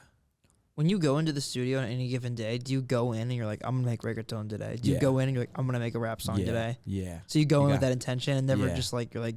Or I'm getting inspired. Yeah. I'll listen to a song, or I'll listen to Kurt Cobain, like Lithium. Good song. Heard that song, Lithium? Yeah. I'm so lonely, but today I'm my friends. In my head. Yeah. That song inspired like 5 rock songs that I made. And my inspiration honestly helps me make great music. But also my mood. If I wake up sad, right, and I'm depressed, I might make some Juice WRLD type of shit. Like, if I wake up happy, I might make some like Cardi, upbeat, trippy type style shit. If I'm mad, I might make some mad, angry hip hop, like, hood type shit. So it depends on my mood and what I'm feeling in that moment. It's like a gift from the good Lord, like, to be able to have moods to, like you said, mood ring, right? Yeah. How the mood ring changes your fucking mood, and you're obsessed with that, because that's how I feel. Like, I'm obsessed with my music due to my moods. Like, yeah. Yeah. That's so interesting. It isn't. I sometimes blow my own mind because I'm very humble, so when I make a great song and people are like, oh, this is a great song, I'm always like so hard on myself, and I'm like, this song ain't that good. This shit ain't that good, No, I feel that. Do you believe in the creative muses? Do you know what that is? Nah. It's like this idea that like there's some kind of divine intervention in creativity, that if you just, like, for example, there's this book by Stephen Pressfield that I love called The Art of War. The War of Art, not The Art of War. The Art of War is a very famous book. It's a different book, but it's a play on the title. It's called The War of Art. And one thing he talks about is like treating your creativity like a profession. You have to come in every single day, and even if you're not inspired, sometimes you have to sit through 10 hours of shit to get to one piece of gold. You know? And I'm very keen on the idea of the creative muses. Like, I think if you sit down and force yourself to create, eventually good things happen. I have forced myself to create. And don't get me wrong, there is days where my creative process gets fucked up. I'm talking about, like, I can't think of shit. Like, I freestyle everything. I don't write. I can't write. Oh, at all? No. Every song you heard was all freestyle. All of them. Every single one. I can't write anymore. I used to write. You know, when I was on my boom bap shit, that was the writing era for me where I was writing. Now, it just comes out of me, whatever I'm feeling. And I'm able to make songs like boom, in one take, just like that. And there's days where I don't feel that feel. And I'm like, fuck. Like, I don't like this. I get mad. I'll just close my laptop, get up, sit on the couch and just do this, like rub my face, like fuck. I do that one shit. Of those days, like where I'm just not hitting it.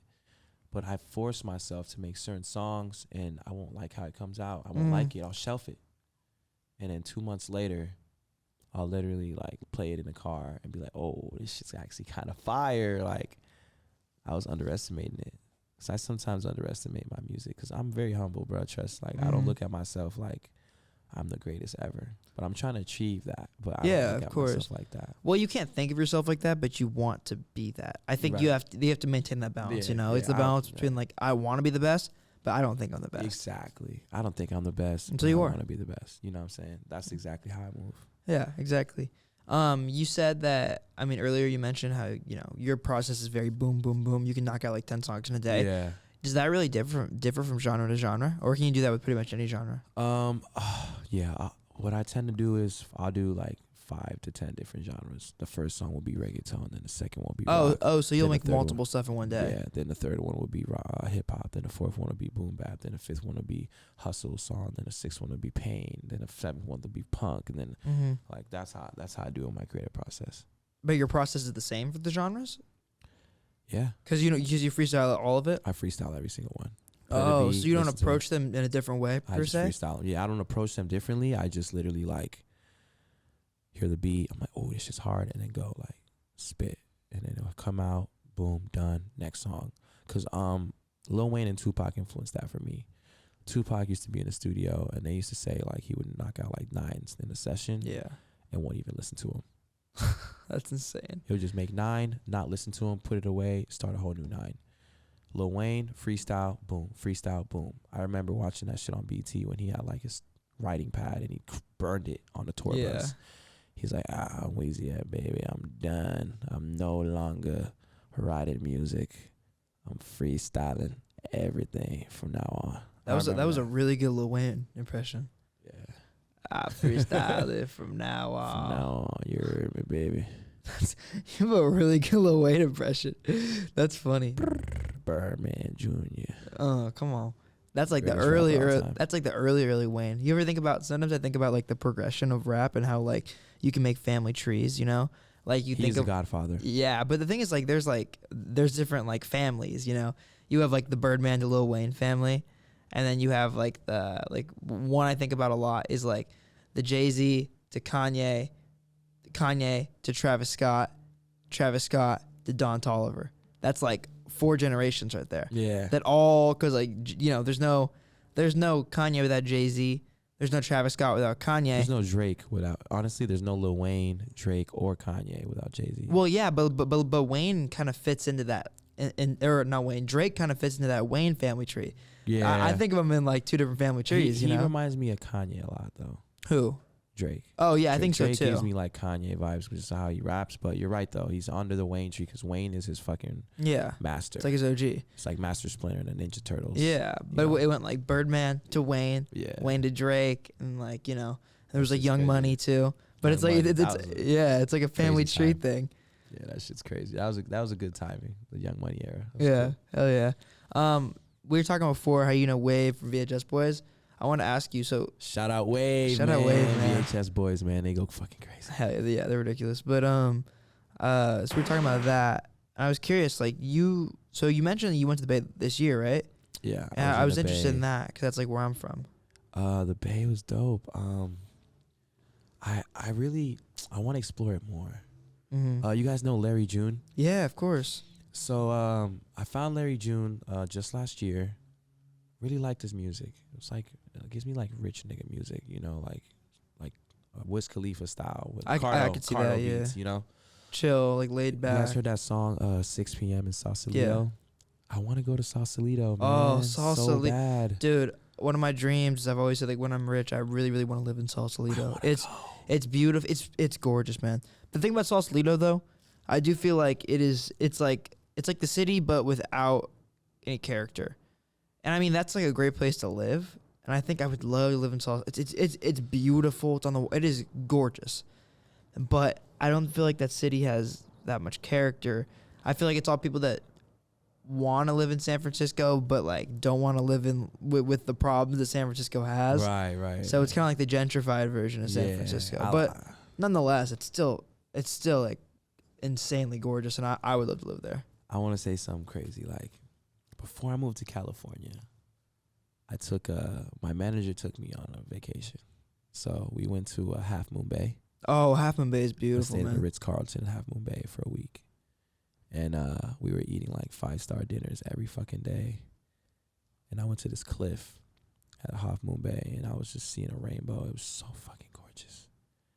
And I was like, yo, we need to stay. I need to move to, like, we took a little 2-hour drive to San Francisco, and we stayed in Regency Hotel. Where at? Do you downtown. know? It's in downtown. Okay. Uh-huh. And I remember meeting Kenny you guys watch NBA TNT? No. Kenny Smith. You know who Kenny Smith is?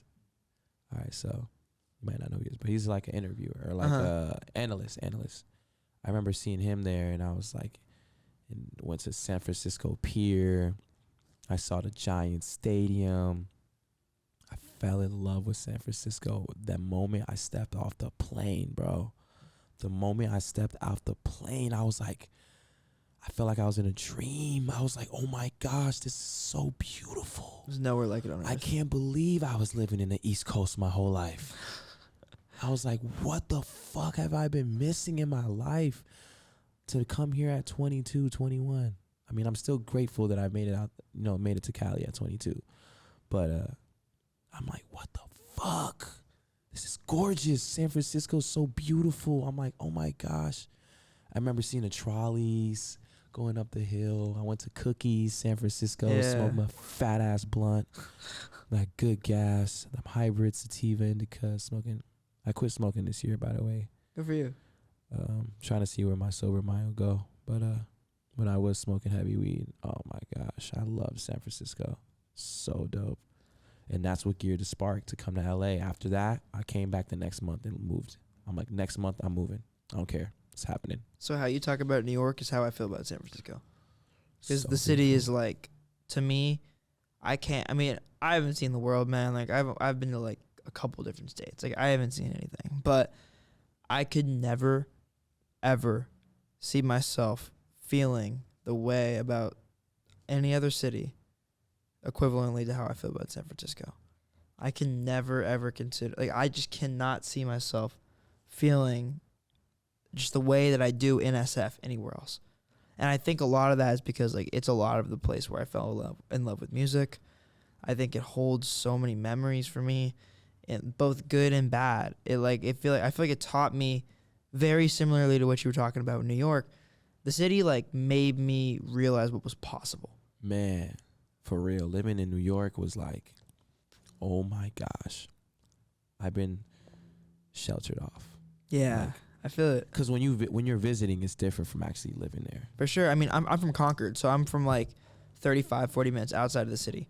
And when I like got a little bit older in my teenage years and started going to the city from Concord, I fell in love because it's close. It's close to where like when I was younger, I'd go with my parents every once in a while and stuff. There's big things there. Like there's like a store you want to go there or whatever. It's not far, but When I got a little bit older, got into high school, and really started spending a lot of time out there, I fell in love. Man. Fell in love. And that's how I felt, because it was like I was living in Jersey or Connecticut and New York. Like, I lived in the Bronx, so the Bronx was 30 minutes away from where I was born. You know, right across the train, like not far. Being in Connecticut, I was about an hour and 20 away from New York. So when I was going from Connecticut to New York, every time I visited, I was just like, fuck, this is so beautiful. I just want to live here. And I manifested it, and I ended up living there. But like visiting, like I've been visiting New York my whole entire life. Like I've been in New York City my whole life, from a baby to now. Well, haven't been back home in a couple of years, but you know, I've been literally visiting it my whole life. And the visitation experience is almost like letting you know what could be. Yeah, that's you know, true. like if I was living here, like just visiting, it'd be like, if I was living here, I'd be there. So when I finally moved to New York and lived there and took the subways to walk the Brooklyn Bridge, Yeah. you know, I didn't have a car, so I was taking a train and walking everywhere and experiencing everywhere alone by myself. Like, my cousin was always doing his thing, and we would link up at the end of the night, smoke together, like laugh and have fun and shit. I hit all the clubs in New York. Like, I had so much fun in New York. So much. I love New York. Like, it's so much fun. I can see the way you talk about it. Like, it's how I feel about San Francisco. Like, it's just like so much fun. When you bro. talk about it, like, you just get this feeling in your heart. Fashion, you know? oh my gosh, the clothing out there is just, in my opinion, fashion is way better in New York than LA. You know, but LA offers beautiful weather and can be a peaceful lifestyle. For sure. New York City is not peaceful. That's one thing that I would say that I enjoy now in LA, is that I can get away from the city a little bit and go to an outskirt town or even the neighborhoods in LA that is quiet and you can just hear the birds chirp and shit. New York City is constant trains, constant people. You're always around people. Cannot really escape people unless you go in your house. Do you think you thrive in that environment? Man, I was thriving. Like, I was just meeting so many different people, different walks of worlds in New York City, and becoming friends with certain basketball players and rappers and hanging with them. And it was definitely amazing experience living there. Like, I am so grateful that I got to live in New York City, because it let me know what I really wanted in life. New York opened my eyes with that. What I wanted in life. Connecticut gave the start. Yeah. Like, I don't want to live like this for the rest of my life. You know, I love Connecticut to death, but I just knew I was meant for greater things from a young age. Bigger, the world. I wasn't thinking about my local town.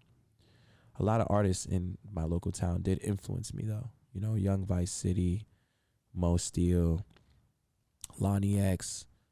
So rest in peace, Zoe. He passed away. The police killed him. Rest in peace. And so the local artists in Connecticut, from Connecticut to Jersey to Providence, they did inspire me. All 3 states. Of course. So I knew, like, I wanted to be something bigger. Do you find I'm projecting here, but I found when I moved to LA, I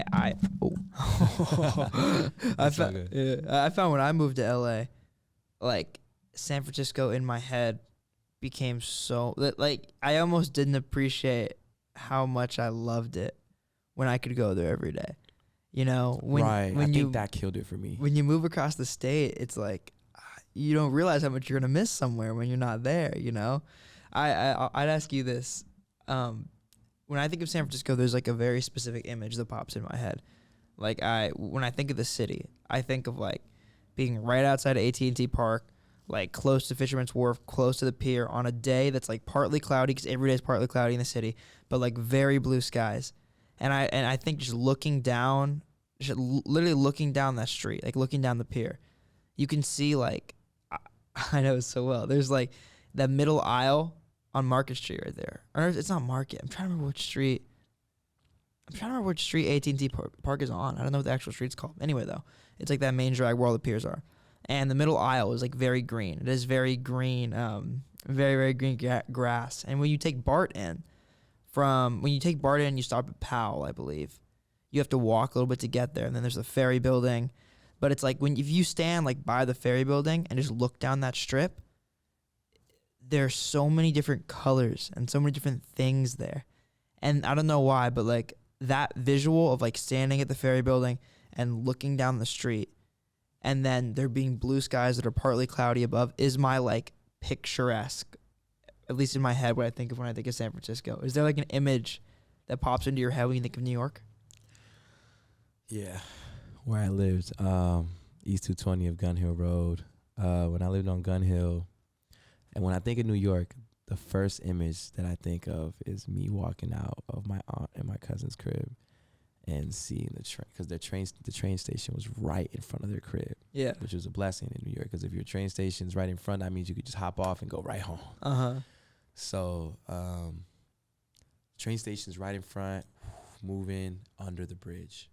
So he lived, like my cousin lived right by where it's under the bridge. So that's the first image that pops in my head.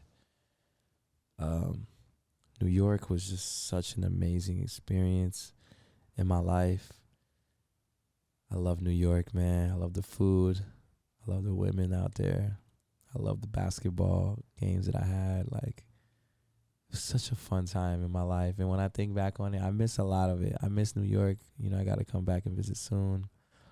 But I'm just really a LA boy.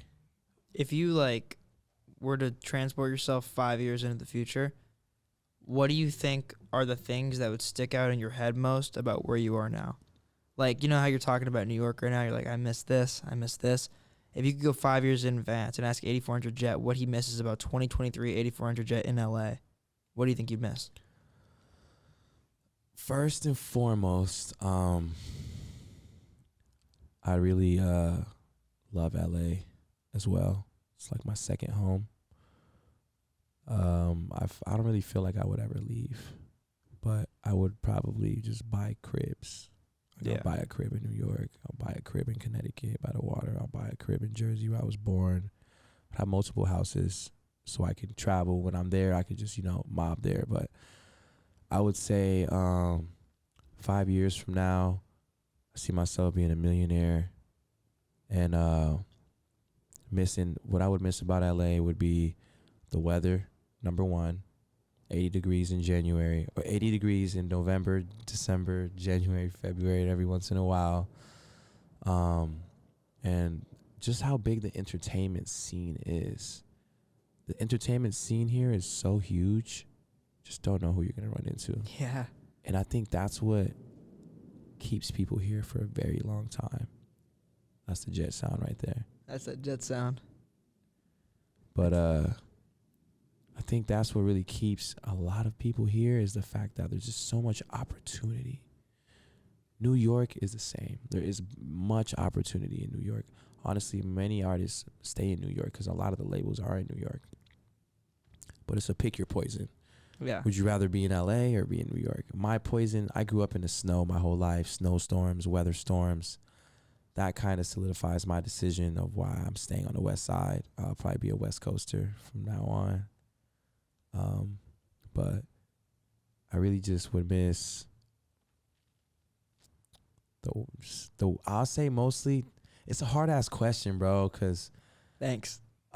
Fuck, you got me baffled right now. I'll say I love, it's a tough scenario. The fun. It's just a fun city to live in too. LA is really fun. It's like so many things you can do. Go to the beach, hike a mountain, go to the desert, go to the snow, go back to downtown in the city. Excuse me. So I would probably miss the fact that you can do so many things in this one area. That's what I say I'll miss. In New York, it's different because you can't just go to the desert and you can't go to the mountain. And you could go, but you have to go upstate. The mountains in New York are more upstate. And but there's a lot of beautiful things you can experience there too. It's like a pick your poison, I feel like. I can't say one city is better than the other. Mm-hmm. But what I can say is, what would be your preference? Like, would you rather live in the sun or would you rather like the snow and the rain and the gloom? And a lot of people love that terrain, so they'll go over there. I've dealt with this shit my whole life, so I'm over that shit. I'm ready to be in the sun. And I'm just an island guy. Like, I love the beach and shit, so beach boy. Hey, I think you'll look back at this interview in 5 years, and you'll hopefully, I believe and I hope that you're a millionaire, and you can I will see be, that for moment sure. where you said Yo, that. you guys will be millionaires too. Thank you, brother. I appreciate 100%, you. no cap. 8400 Jet. Man. I appreciate you, man. Hey, thank you, bro. I appreciate the invitation. That was an amazing conversation. Man, it was dope. It was definitely dope. It was really great to pick your brain. I think you're a Man. great guy, interesting guy, genuine human being, and I can't wait to see the things you do, brother. Vice versa for you as well, man. Thank you, God man. bless you, brother. You already know. You as well, sir. Tell them where they can find you, you're at, they can expect any new music, what you got on the way. You can find me on Instagram at 8400 Jet. Instead of an E, it'll be a 3. I'll be on all platforms at 8400 Jet, regular JET. This year, I am planning to release more than 12 projects. So I want to 8400 U2 is coming out. I'm going to drop an EP next week on SoundCloud, just like an intermediate EP. I'm going to call it like Skylord 2.0 or some shit. Or I don't know, maybe. I'll maybe change the name. I have over 8 albums sitting on my computer. Jesus. So I got to pick one. But yeah, I'm going to release more than 12 projects and just be on the lookout for a shit ton of releases. I'm going to come a lot of releases this year. I feel like last year I made a mistake of not releasing enough. So I just want to release consistently. Live and you learn. Yeah, you live and you learn. Thank you, brother. All right, my brother. I appreciate you, man. Thank you. All right, gang. Music matters. Info out. Yeah.